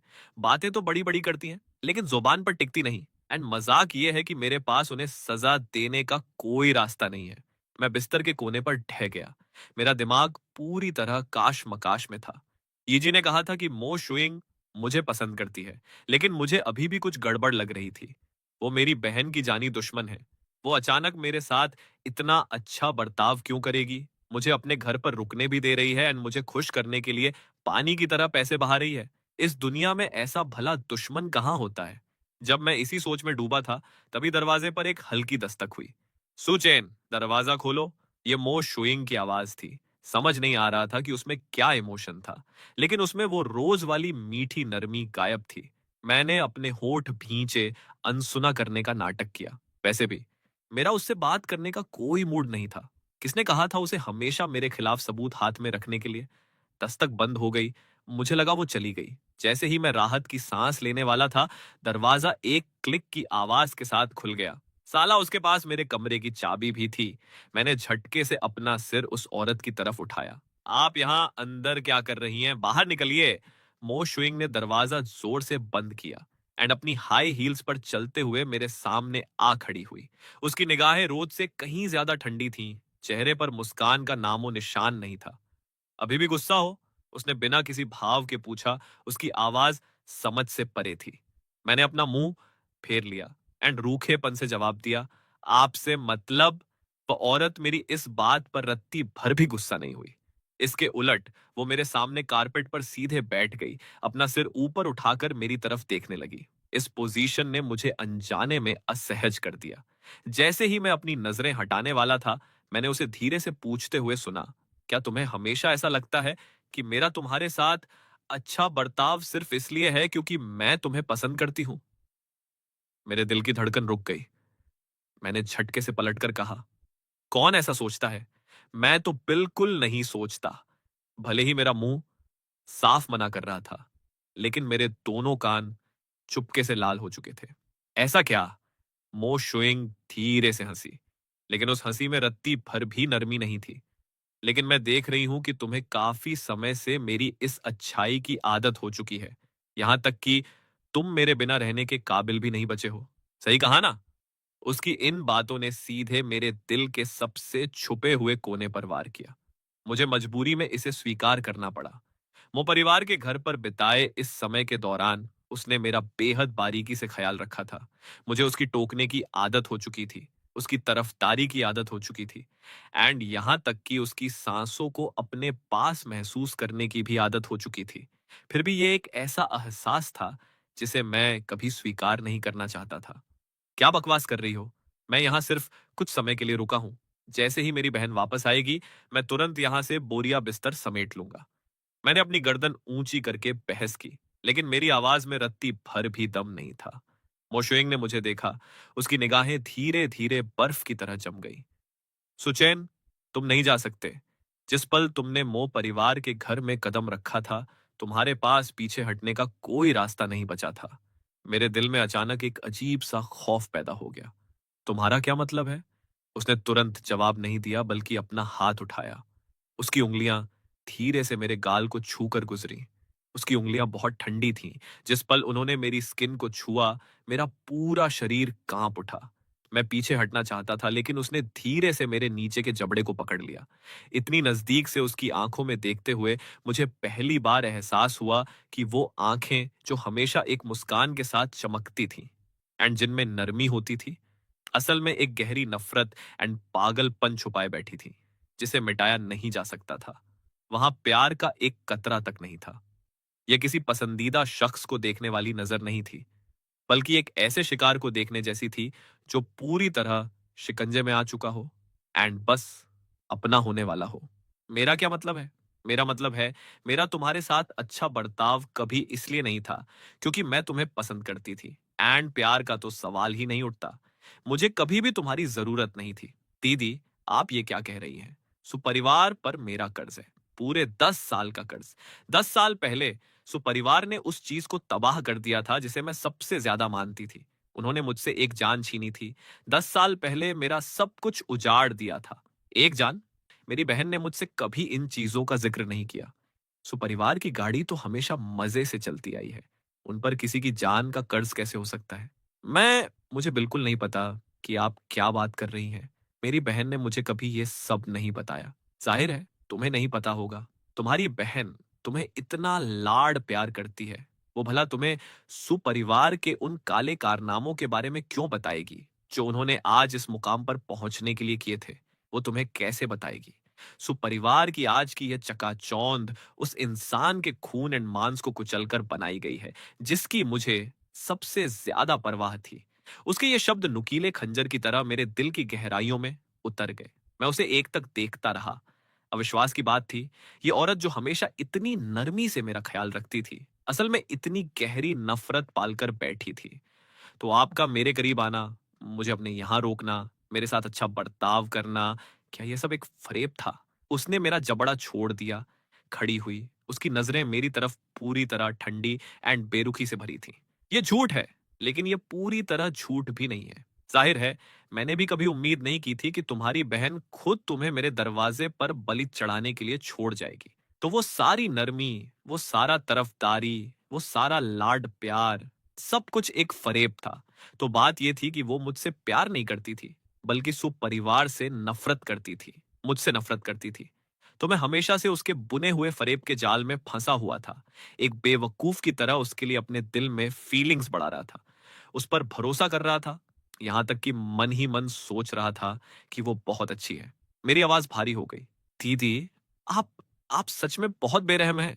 मोशुइंग ने मेरे इस चेहरे को देखा जो खुद को मजबूत दिखाने की कोशिश कर रहा था। उसकी आंखों में दर्द का एक कतरा तक नहीं था, सिर्फ एक ऐसी ठंडक थी जैसे वो बहुत लंबे समय से इस दिन का इंतजार कर रही हो। और एक ऐसा सुकून था जैसे किसी आर्ट वर्क को पूरा होते देख रही हो, बिना किसी गर्माहट के, बिना किसी इमोशन के। बेरहम, जो तुम्हारे सुपरिवार ने उस समय मेरे साथ किया था, उसके सामने मेरी यह छोटी सी चाल क्या मायने रखती है? उस दिन तुम सब ने मेरा सब कुछ छीन लिया था। मेरे पास रोने तक का हक नहीं था। अब यह सिर्फ तुम्हें उस दर्द का एक छोटा सा हिस्सा छखाने के लिए है जो मैंने झेला था। और सही समय भी आ चुका है, तो तुम अब चाहकर भी मेरे बिना नहीं रह सकते। सही कहा ना? मैंने अपने दांत कसकर भींचे। अगर तुम्हें सुपरिवार से नफरत है, तो सीधे मुझ पर वार करो। ये घुमावदार खेल खेलना बंद करो। सीधे तुम पर वार करूं? ये तो तुम्हारे सुपरिवार के लिए बहुत बड़ा तोहफा होगा। अपनी बहन से मदद की उम्मीद तो भूल ही जाओ। इस समय वो खुद को बचाने के लायक भी नहीं बची है। दरवाजा जोर से बंद कर दिया गया एंड खिड़की के बाहर धीरे धीरे अंधेरा छा गया। चांद की रोशनी पर्दों के बीच से छनकर अंदर आ रही थी, कमरे में एक पीली सी चमक बिखेरते हुए। मैं उस बंद दरवाजे को एक तक घूरता रहा। अब से वो शुइंग नाम का मतलब कोई नरमी या लाड प्यार नहीं था, बल्कि नफरत, दर्द एंड एक ऐसा नसीब था जिसे मैं ठुकरा नहीं सकता था। मैंने अपने दोनों हाथ कसकर भींचे। उस दर्द ने मेरे दिमाग को थोड़ा ठिकाने पर लाया। मैं इतनी आसानी से हार नहीं मान सकता। मुझे इस पूरे सच का पता लगाना ही होगा। मैं जानना चाहता हूं कि आखिर 10 साल पहले क्या हुआ था। मैं जानना चाहता हूं कि सुपरिवार के खिलाफ उसका अगला कदम क्या है। मैंने फोन की स्क्रीन पर नजर डाली। वहां एक अनजान मैसेज आया हुआ था। क्या तुम्हें लगता है कि मोशुइंग का बदला सिर्फ सुपरिवार तक ही सीमित है? उसके पीछे एक ऐसा इंसान खड़ा है जो कहीं ज्यादा खौफनाक है। अपने आसपास के हर इंसान से सावधान रहो, यहां तक कि उन पर भी जिन पर तुम सबसे ज्यादा भरोसा करते हो। जिस पर मैं सबसे ज्यादा भरोसा करता हूं, वो मेरी बहन है। ये जी, या कोई और? ये मैसेज मोशुइंग के मेरे कमरे से निकलने के ठीक 1 मिनट बाद आया था। इसे भेजने वाला कौन है? इस इंसान को इतना सब कैसे पता है? वो इंसान दुश्मन है या दोस्त? मैंने फोन को कसकर पकड़ा। मेरा दिल जोर जोर से धड़कने लगा। मेरी पीठ पर ठंडे पसीने की एक बूंद तैर गई। अब जाकर मुझे एहसास हुआ है कि यह खेल तो अभी सिर्फ शुरू हुआ है।